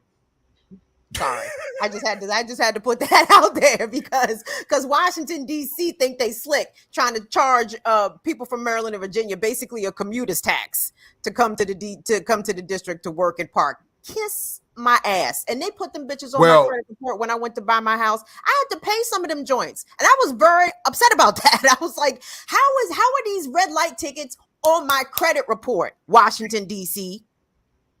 So, not that you should be caught up in this, Kim, but I do have to say that as a one-time DC resident, and I don't even drive no more. No. But the real issue is the rich whites that come in from Virginia and Maryland, work and play, and then take their revenue and their taxes back to Maryland and Virginia.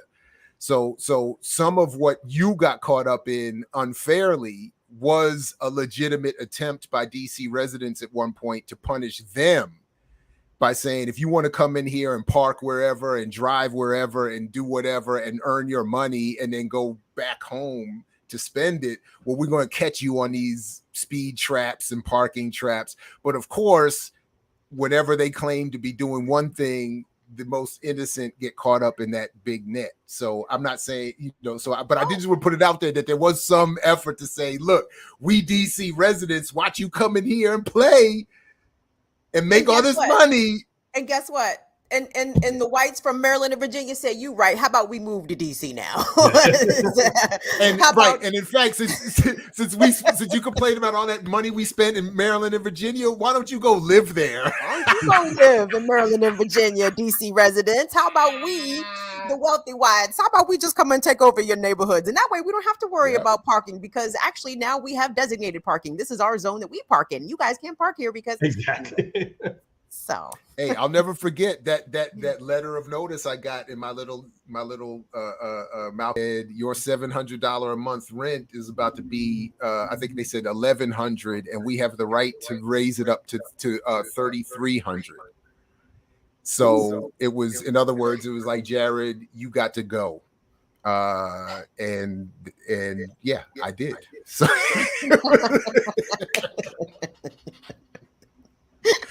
yeah, they're not playing. But yeah, anyway. Look, what's coming up, good people? We didn't quite get there to get an ear doctor mix this morning.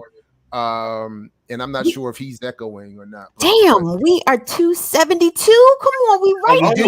We did 275. We just made it. Look at that late jump. Look at that. Somebody turned on all their little ways to watch or whatever. Somebody opened up like 15 computers.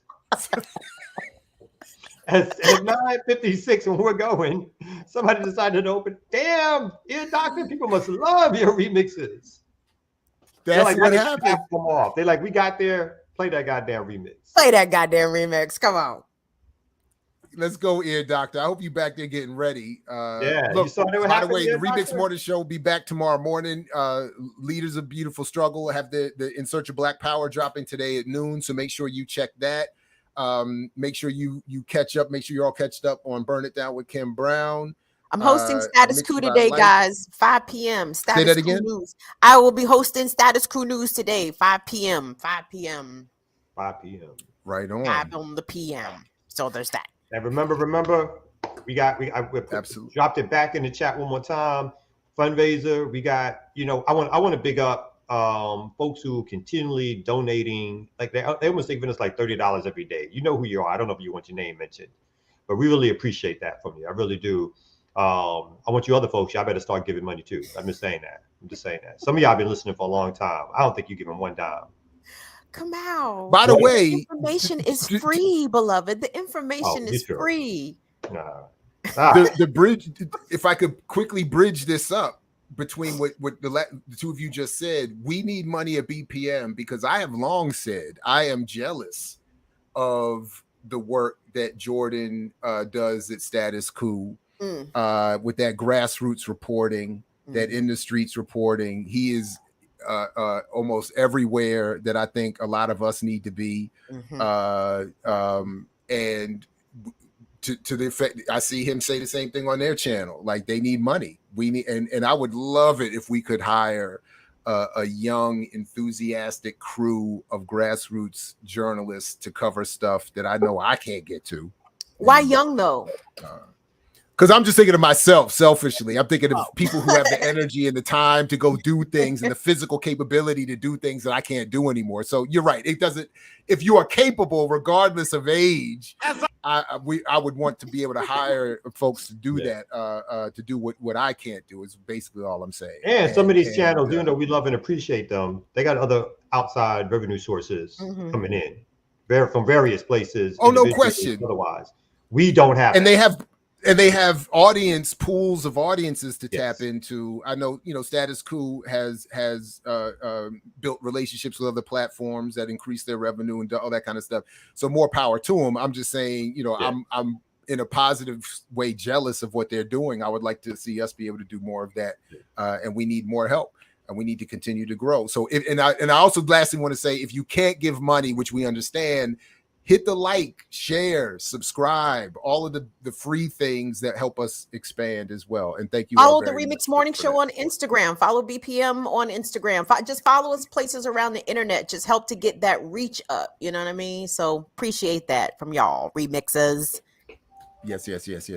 All right. Ear Doctor, give us our rewards, please. We got like no minutes left, so we're gonna rock something real quick.